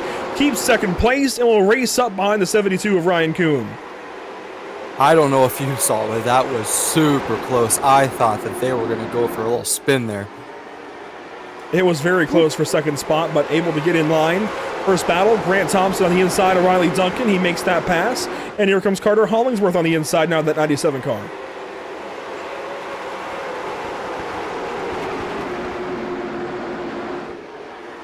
Starting to see that outside line start to get a little bit more momentum. I would say that's a lot towards the fact that the inside's getting a lot of heat. A lot of rubber's being put down, and you're going to see a lot of these guys maybe move up a lane just a little bit in order to get that cooler track on their tires. That will also help save tires, and it might propel them to go faster. We're about to hit that 1/3 mark here in just a moment. We'll rip by the speed shot. Love the sound of late model stock cars. Gosh, do I love it. It is beautiful. I love it. And now side by side between Riley Duncan and Trevor Ward. Trevor Ward at Oxford, Maine moving forward. A little bit of contact there. More contact. Blake Thronberg powers to the inside of Trevor Ward. This will be for the, let's see, 9th position. Now Riley Duncan to the inside of Blake Thronberg. Love this onboard shot.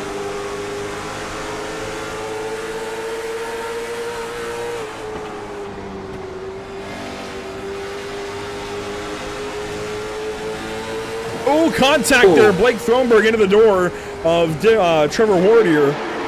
Battling for 9th position. And that's contact.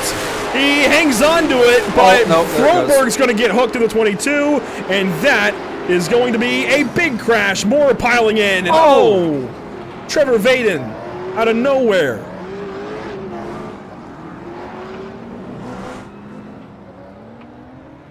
A big wad up in turn 1.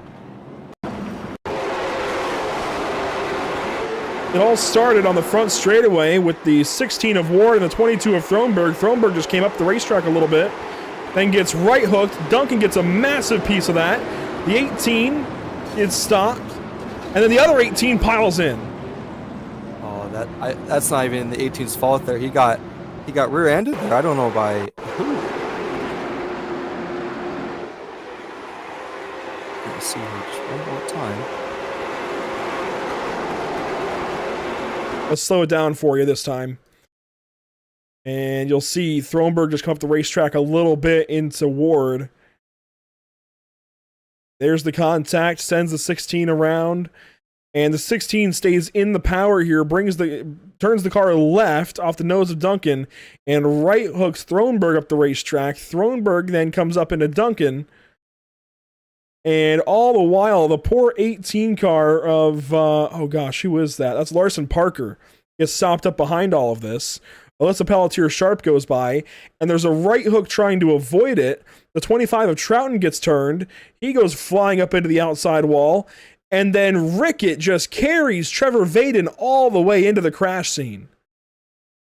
Yeah, there's nothing that Vaden can do there. Vaden was slowing up for the wreck, and all of a sudden Rickon did not see the wreck, and there he goes, right into the wreck. So I feel bad for Vaden here, but it just sucks for him. On board with Vaden. He's going to get picked up and carried. He checks up. And oh my. Wow. Oh, what a hit. Waylon Nelson also turned around in that crash. And we'll double up and get ready to go back racing with 40 complete, 60 to go. And we saw Vaden's incident there. He is still in pit lane. That could be night over for Vaden there.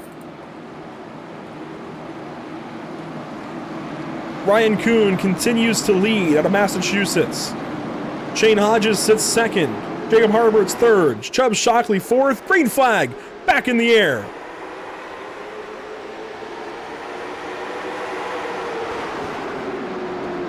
Wreck in the back. There it is, stacking up in turn 2, on board of Thronberg. Alyssa Pelletier Sharp is around. I see the 97 of Riley Duncan, the 27 of Ethan Johnson, the 25 of Kenny Troughton. Question is, where did it start? It started up towards the front of the pack. I think Rowe was the starting car that spun the 16 car around. Ah, yeah, Rose staggered to the inside, and Jay Nelson didn't know he was down there. They checked up and wrecked checking up for it. You see the stack up on the outside of turn 2. Another big incident that collected a lot of cars there. So watch Rowe here on the 92 car. On board with him now. He sat back for a better restart, and this is the danger of doing that. You see he gets run to the inside. Nelson doesn't know he's down there. There's not enough room. Unfortunate. And I am listening to race control right now. They are giving that to netcode, so no fault of anybody except for netcode. Alyssa Pelletier Sharp is involved. She ends up turning the 97 of Duncan, then gets turned herself. And look at them all stack up. The 55 of Negus took a big hit and actually rolled onto his side for a moment.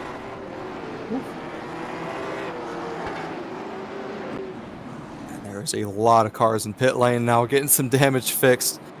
I think I counted about 8 cars there that are on pit lane as of right now. Including Peyton Howell, who was so excited for this race from 47 Speed Shop. Now in the pit lane, 24th spot, headed the wrong direction. Jacob Wilson at the pit lane, Sean Schneider, Waylon Nelson, Blake Thronberg is on the racetrack, Ethan Johnson's on the racetrack, but Johnson's coming in. Yeah, you hate to see it. You hate to see it from these guys, but that's one of the dangers of short track racing. It collects a lot of wrecks once a wreck happens, so that's one of the dangers that you always see. There's just nowhere to go at a place like this, and you're traveling so fast, it's hard to get on the brakes. They don't stop on a dime. Here we go. Restart zone one more time. And we are back green at 5 flags.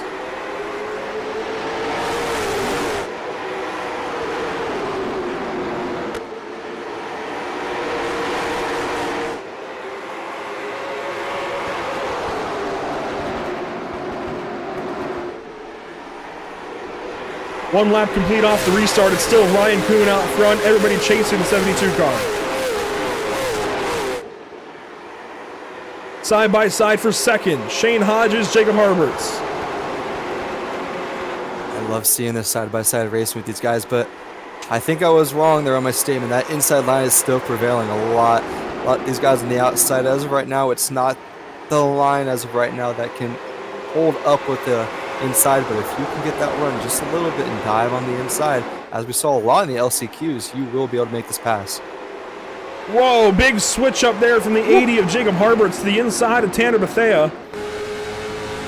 And the Matt Julis C Speed Shop driver will take over the 3rd spot this time through and will bring Grant Thompson in the 47 Speed Shop number 54 car. I wonder if Harberts was listening there, because I just said that.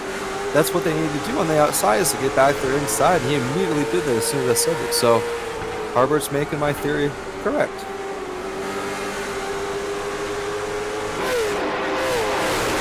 The race under the flag stand, you see some cars hitting the wall in the background. Very spread out now. That's what you want to see as we eclipse halfway down, halfway to go, across flags at the flag stand.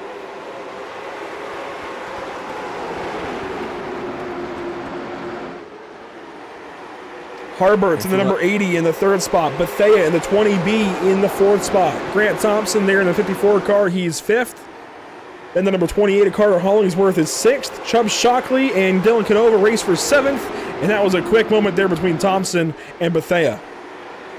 Yeah, if you want to talk about space, the leader has pulled away from second, about an 8/10 gap. Ryan Kuhn is showing these guys that he's got the space, he's got the pace, but Shane Hodges is trying his hardest, but every lap it's about 0.02 of a second that they're losing to the leader right now. And an alternative battle that we can cover on the racetrack is the battle to be the first car 1 lap down in case of caution. Riley Duncan currently leads that battle. He sits in 26th position. And there's a crash! A massive one! A big, big hit for several drivers. Trevor Ward is in it.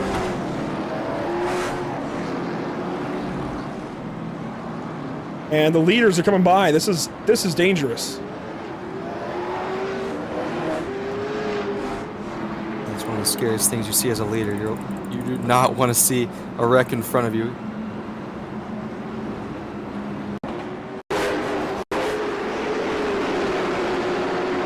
Trevor Ward here involved.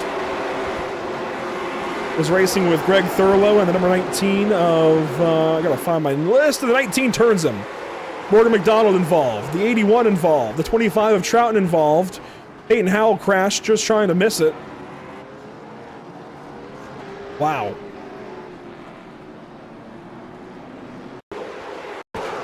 Just ever so slightly came across his nose. The slightest bit of contact there.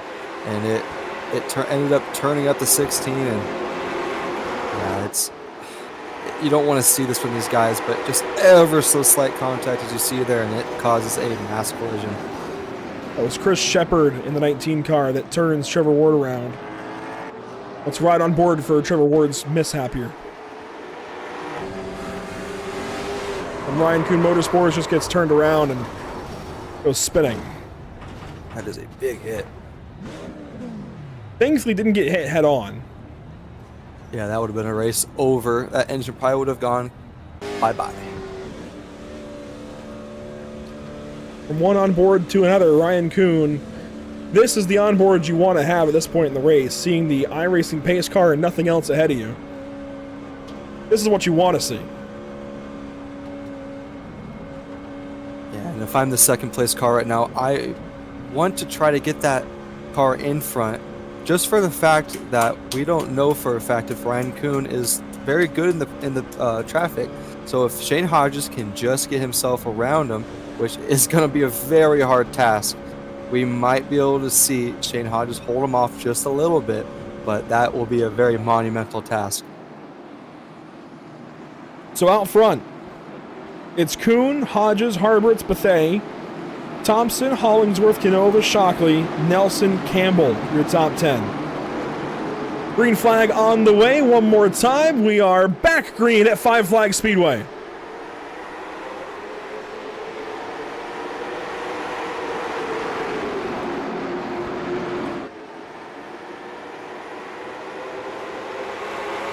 Caution immediately. Trevor Ward, Blake Thronberg, Chris Shepard, all involved. And Ward is done.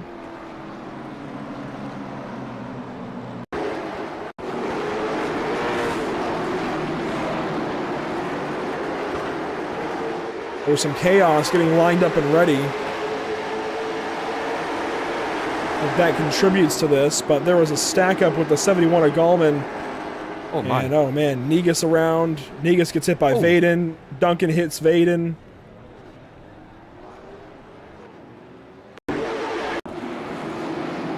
It started out with Kenneth Gallman though in the 71 car rather. It looks like a 9 almost at the door. So Kenneth Gallman in the 71 gets into the back end of the 18 of Larson Parker. And that just is a little stack up. And that was almost ancillary of everything else. That was almost separate from everything else. Yeah, a lot of these drivers right now are seeing the wrecks breaking out, and the people behind them are not seeing it as much. You know, you go into a blind corner, it's sometimes hard to see that stuff. So you have very calamity starts sometimes, and once these guys start to space out a little bit, we'll see some longer green flag running. And it's hard to get that spaced out green flag racing when you're already this far into an event. Lap 63 of 100. Now, if this was the 300 lapper, there's plenty of time. These guys are not going to be on the chip at all. But when you're already halfway through a race, you heard, who was it? Oh, I think it was Peyton Howell earlier today in qualifying, talking about how he wasn't concerned about the race until about lap 50, 55. Well, we're past that point now. The time to go is now. You've got to get up on the wheel if you're not up there. It's the challenge, right? Because you have to be patient, but you have to be on the wheel at the same time. And it's difficult. It's a really difficult balance to try and find. And a lot of these guys will have little run-ins like this trying to find it. We'll go back green here on lap 65 of 100. Just about 2/3 of the way through this race. Just like that, green flag is back out in the Moonlight Derby.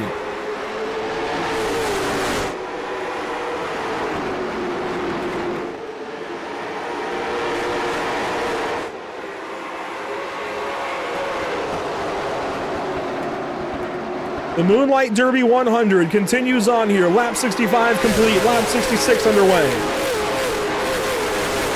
3 wide in the back here with Shockley. Oh, that was almost a wreck there.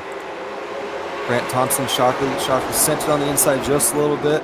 Almost got to the left rear quarter panel of Thompson. Thompson clears that battle between Hollingsworth and Shockley. And Ryan Kuhn goes fastest this late in the race. Him turning up the wicket going faster is impressive. But he's got now Jacob Harbert's right behind. Harbert's one of the best to do it in a late model stock on iRacing right now. He is going to charge to that 72 car as best as he can. Shockley on the inside of Hollingsworth. This battle for 6th. Yeah, these two have been racing for a while. As we see Hollingsworth there gets the wall just a little bit, and he's going to start tumbling back just a little bit as that run was just taken off, and now we're going to see him race with Canova, sitting down the inside. A little bit of contact maybe in the rear there, but I think the outside line starting to deteriorate as Hollingsworth hits the wall again there. A nice pass there made by Dylan Canova in the 70 on lap 69, and whoa, one car, all these guys diving to the inside. Jay Nelson gets into Hollingsworth, and Hollingsworth is in the wall. Turned around and big hit. Shepard gets him trying to go by. And this will halt us now on lap 70. That was just aggressive racing there. You saw 2 drivers dive to the inside, try to get a spot, and it ended up causing a wreck. You don't want to see that, but in this late of the race, you need to do this type of stuff. Yeah, just too hard of a send there. Oh, and Brandon Campbell gets a big piece. Oh my gosh, the 39 goes by and gets a big hit. 39 being Colin McDonough. That was just, in my opinion, a little bit over-aggressive from Jay Nelson. We spoke with him last night in Super Qualifying. I think he might be going to the rear for this one. Yes, he was given the EOL penalty here. Never really had position, dove in like he might have. That's just a mistake. Yeah, just seeing 2 drivers going for the same piece of real estate, and another driver just a little bit more aggressive on that piece of real estate, and it never works out there in this type of stuff. A lot of chain reaction events this evening. We've seen that for sure, but now the 72 car will lead lap 72 under caution. This is all just short track racing. This is part of it. Sometimes you have a clean and green race, sometimes you don't. Nobody's really doing anything particularly wrong. These guys are just racing and having little moments where they make contact, and unfortunately that contact turns into a spin. I know it's disheartening sometimes to see this many cautions, especially as a driver. But this is just short track racing sometimes. Yeah, and I totally agree with you on that. And short track racing is its own element. Like you said earlier, you have your races where they're good and you have your races where they're bad, but you know, this is not a bad race at all. It's been super fun to watch, super fun to see these guys go super fast around this track, and I'm having a good time broadcasting with you. Good to have you. Once again, Mason Houseman joining me this evening. My name is Andrew Cardinale IV. Good to have you all watching along. We've got a lot of you over on YouTube. I'm sure we have a few on Twitch, a handful on Facebook. Thanks for tuning in. We'll enter the restart zone one more time and turn the wick right back up. Lap 74 underway. Green flag back in the air. Tanner Bethea right to the inside of Jacob Harbert's battle for second, spin in the back. We stay green for now, no caution yet.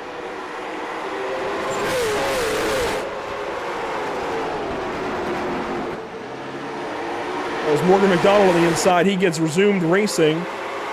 We'll continue on. Now Grant Thompson on the inside of Chubb Shockley. This for fifth.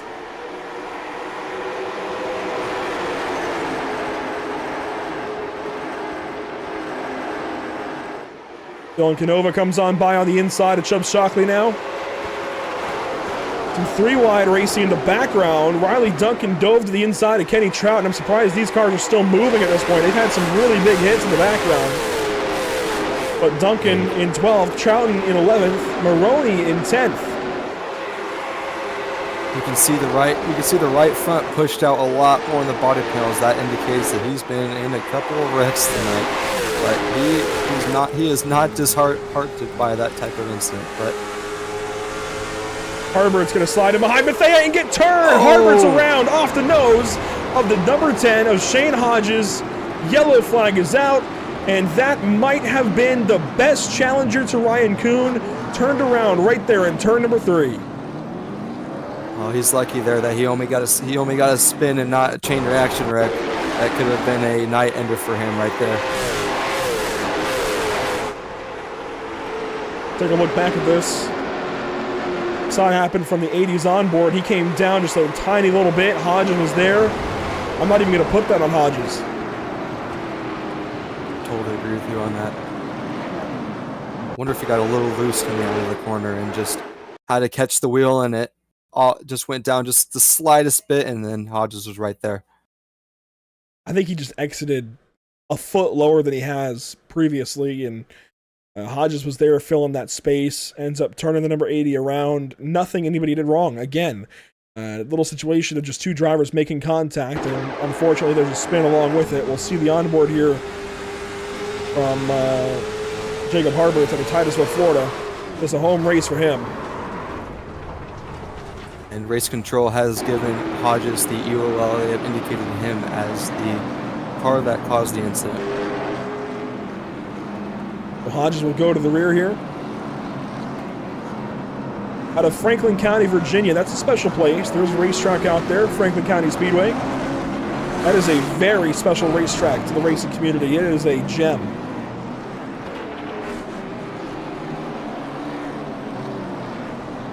That's two heavy hitters that have been dropped to the back that could have raced Ryan Kuhn for the lead right now. But you don't know, the drivers up here have just an equal amount of chance in order to get around Ryan Kuhn here. But he's super fast on this car, and those two drivers were the two that were racing him the hardest as of right now. Well, Tanner Bethea is going to give it a shot. Bethea from second spot. Grant Thompson from third. Dylan Canova now fourth. Chubb Shockley fifth. Larson Parker in the sixth spot, rather. Alexander Rowe from the LCQ is into seventh. Then Zach Maroney, Riley Duncan, and Kenny Trout in your top 10. Green flag on the way. And the green flag is back in the air. Lap 84 underway in the Moonlight Derby.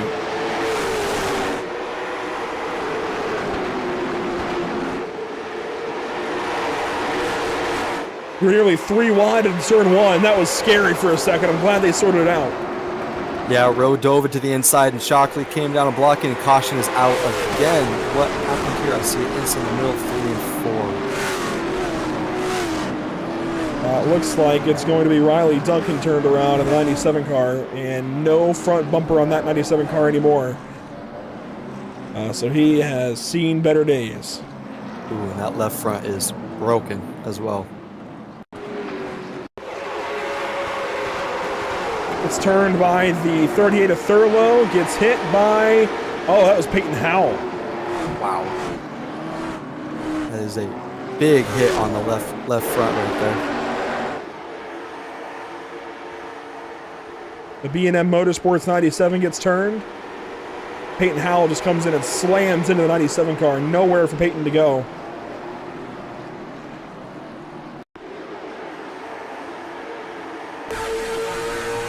Here's the onboard for Peyton Howell.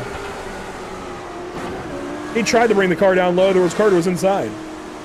Yeah, he tried all he could there, but that was an unavoidable wreck.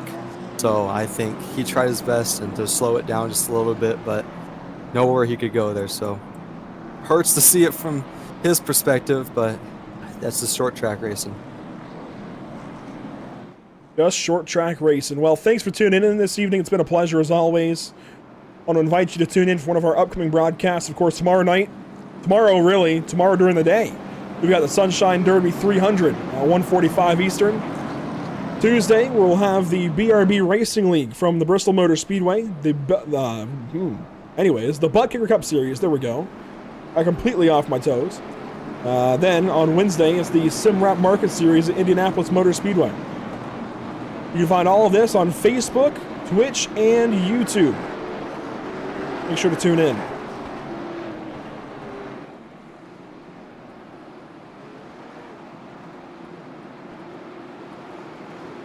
Lap 88 will be complete this time. We'll have 12 laps to go. Ryan Kuhn has led every single one of them so far. Actually, -1. I guess somebody didn't go to the line at one point. Not sure who. But here we go. Green flag on the way, and we are back green in the Moonlight Derby.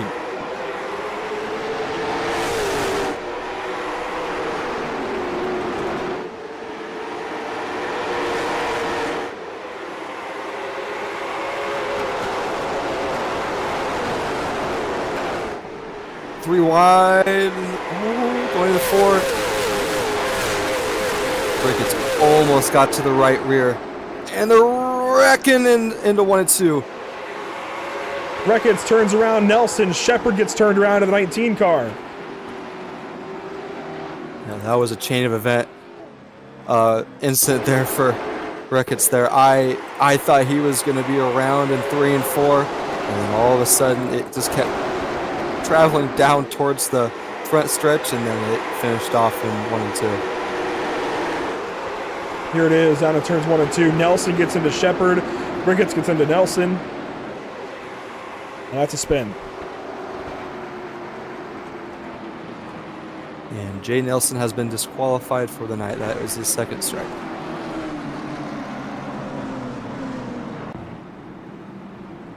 Unfortunate for Jay Nelson, but he will be done. One more time, want to give a big shout out to our partners here at Pit Stop TV. Inside of 10 laps to go. Whiplash Simcams, the Discord server is in the YouTube chat. You can join and purchase this evening's camera pack for $5. You can also go to apgenering.com. Anyways, it's ATVO that provides the graphics software that we use here at Pit Stop TV. You can check out CC's Business on Facebook, at CC's Business, also on Instagram and TikTok. Wax melts, that's CC's Business specialty. And of course, you can check out Cody Williams Design as well on social media for all of your paint scheme and graphic design needs. We even got some paint schemes here at Pit Stop TV done by Cody Williams Design. They look fantastic. The metallic blue on them, oh my gosh. You know what? Let's bring down this graphic. Let's bring up another. We just saw it. Look at the metallic blue on that Indianapolis car. I'm telling you. Cody Williams Design puts out some quality work, and he's mostly a dirt guy, but dips his toes into asphalt racing as well. Really enjoy what he's done for us here at Pit Stop TV.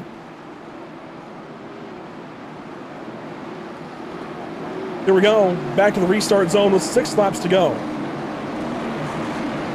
It'll be Ryan Kuhn, Tanner Bethea, Dylan Canova, Grant Thompson, Chubb Shockley, Larson Parker, green flag, back in the air in the Moonlight Derby. Mathey locks down the bottom side. 6 laps to go.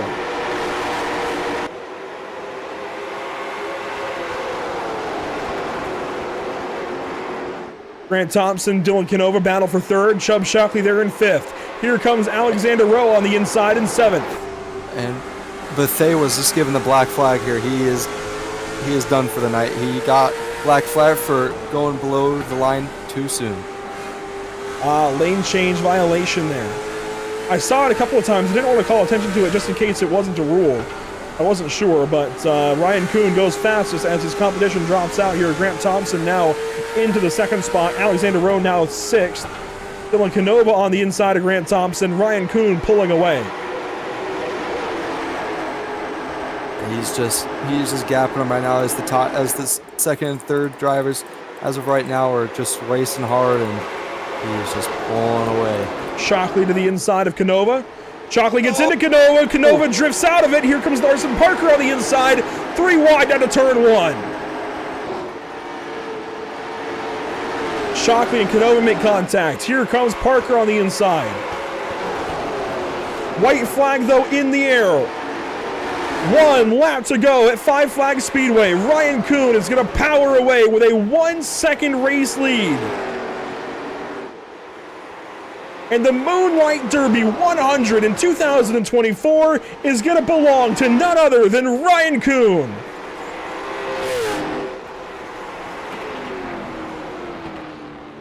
That was a finish towards the rear. I could not get away from Shockley and Parker there. There was multiple times where I thought those two were going around, and that was some good racing towards the rear there. And here comes Ryan Kuhn to park it on the front stretch. We'll see if he does any burnouts. Get a close-up there of the Christmas-themed paint scheme. Ryan Kuhn, race winner in the Moonlight Derby 100. I think these drivers know where our cameras are at. Beautiful paint scheme by Ryan Kuhn there. Really does look nice here under the lights. We'll wait on drivers to join us here in the waiting booth. In the meantime, let's go through... Actually, you know what? Ryan's already there. Let's bring in driver 72. After 100 laps of the Moonlight Derby 100, Ryan Kuhn is your winner. Ryan, good to talk to you once again. It's been a while here at Pit Stop TV, but you are the winner this evening. 100 laps, and these guys could not touch you. What's the secret to the sauce at RKM right now? I was right off the rip. As soon as this build came out, I was working on this thing, and as soon as I saw the release notes, I knew this car was going to be a lot different. So we adjusted for it, and I think we adjusted for it the best. And man, that thing was fast. I was debating on what setup to run. We had about 4 different setups built. They ran about the exact same lap times, and it was just chaos. I kind of wish Kyle Turzak was here because he was going to be my real telltale, because I was going to put him on a different setup just to try it, and I picked the right one because we went to victory lane. So, but you know, we're still working on things. I still think we can get these things going a lot better. Just heck of a race. Thanks to Ethan and his whole crew putting this deal on. I had a lot of fun. Last second deal. Thanks to William Hale letting me run this thing. Yeah, it was a fun race. Now, you mentioned the update changing this car a little bit. What changed that you could find? Like, what's different about this car from last week to this week? Yeah, just I think some aerodynamic changes. You know, everyone had to readjust their setups to make them a little bit better, and I feel like I hit on it pretty quickly. I guess I didn't have a whole ton of time to test, but I really hit on something, and you know, I feel like the adjustability with these cars is a lot more open than it used to be. You know, everyone was running, you know, the same setup package everywhere you go, and I think this car has changed that a lot, because what's in this car right now is nothing what we're going to Soba with for officials on Monday. So yeah, heck of a run. Thanks to everybody who was running me clean. It kind of sucks that some of the top guys in this race kind of got taken out, but you know, all in all, it was a really good race. A really good race for sure, and of course we have the super race tomorrow. How do you feel about the Sunshine Derby 300 tomorrow afternoon? I feel pretty good. I think I'm just gonna take my Winter Derby set and run that. So, and everybody saw how good we were in that. So, as long as you know, I know Alex is gonna be fast, Harbert's gonna be fast, all them guys up front are gonna be really fast. So, those are gonna be the guys to beat.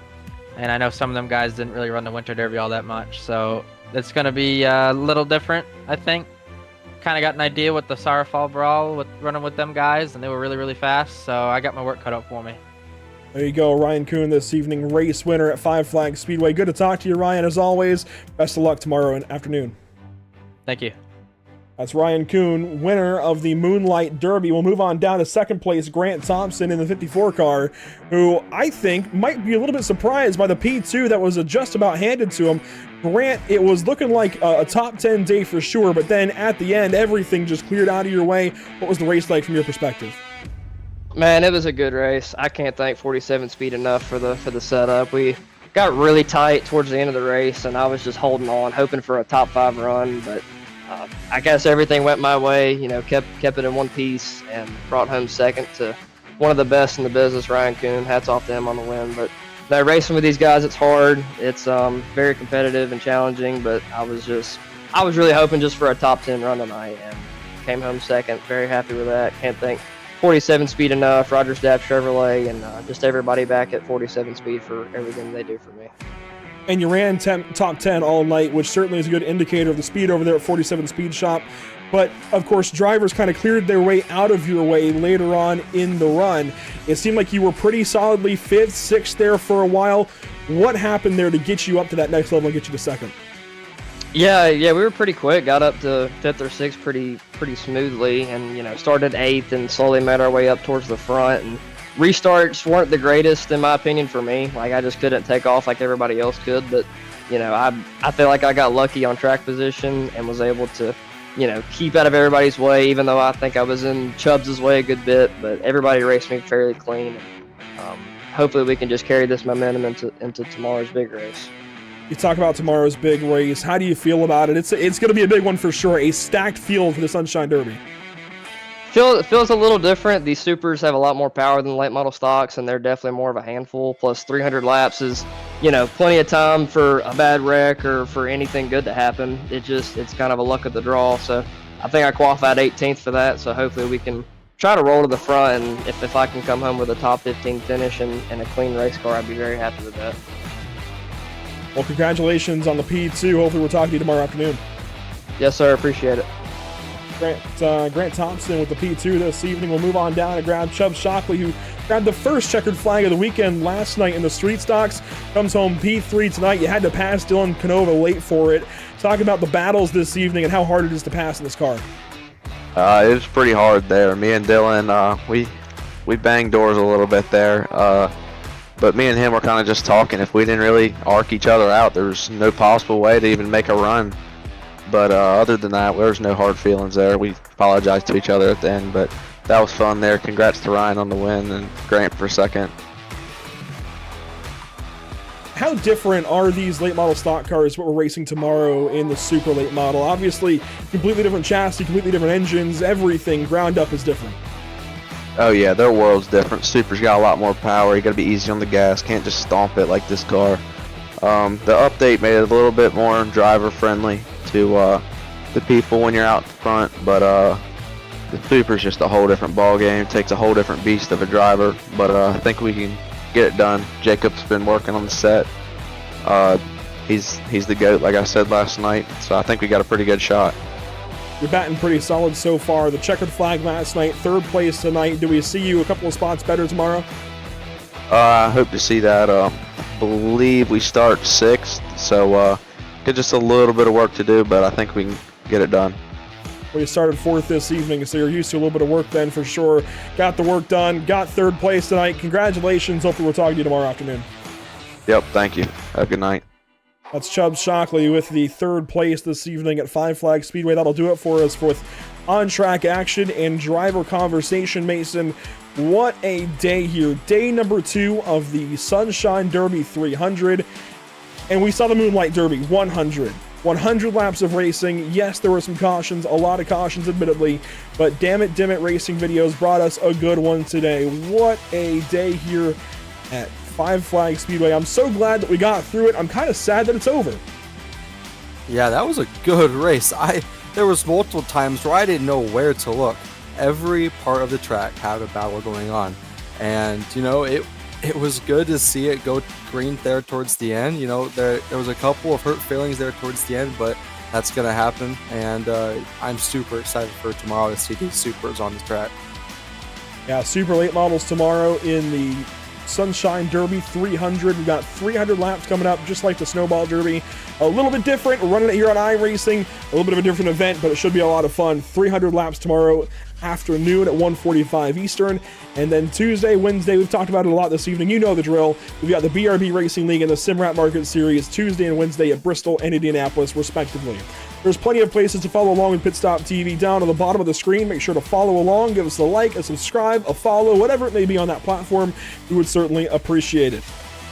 That'll do it for us this evening from Five Flags Speedway, virtual Five Flags Speedway anyways. A big thank you to our partners here at the channel, Whiplash SimCams, ATVO, CC's Business, and Cody Williams Design, and as well with the event, Club Racing Incorporated, Damn It Racing Videos, Good Acre Photography, KC Athletics, MTM Fabrication, Caden Tufts Designs, and that's it, I think. I think that's all 6 or 7 of them.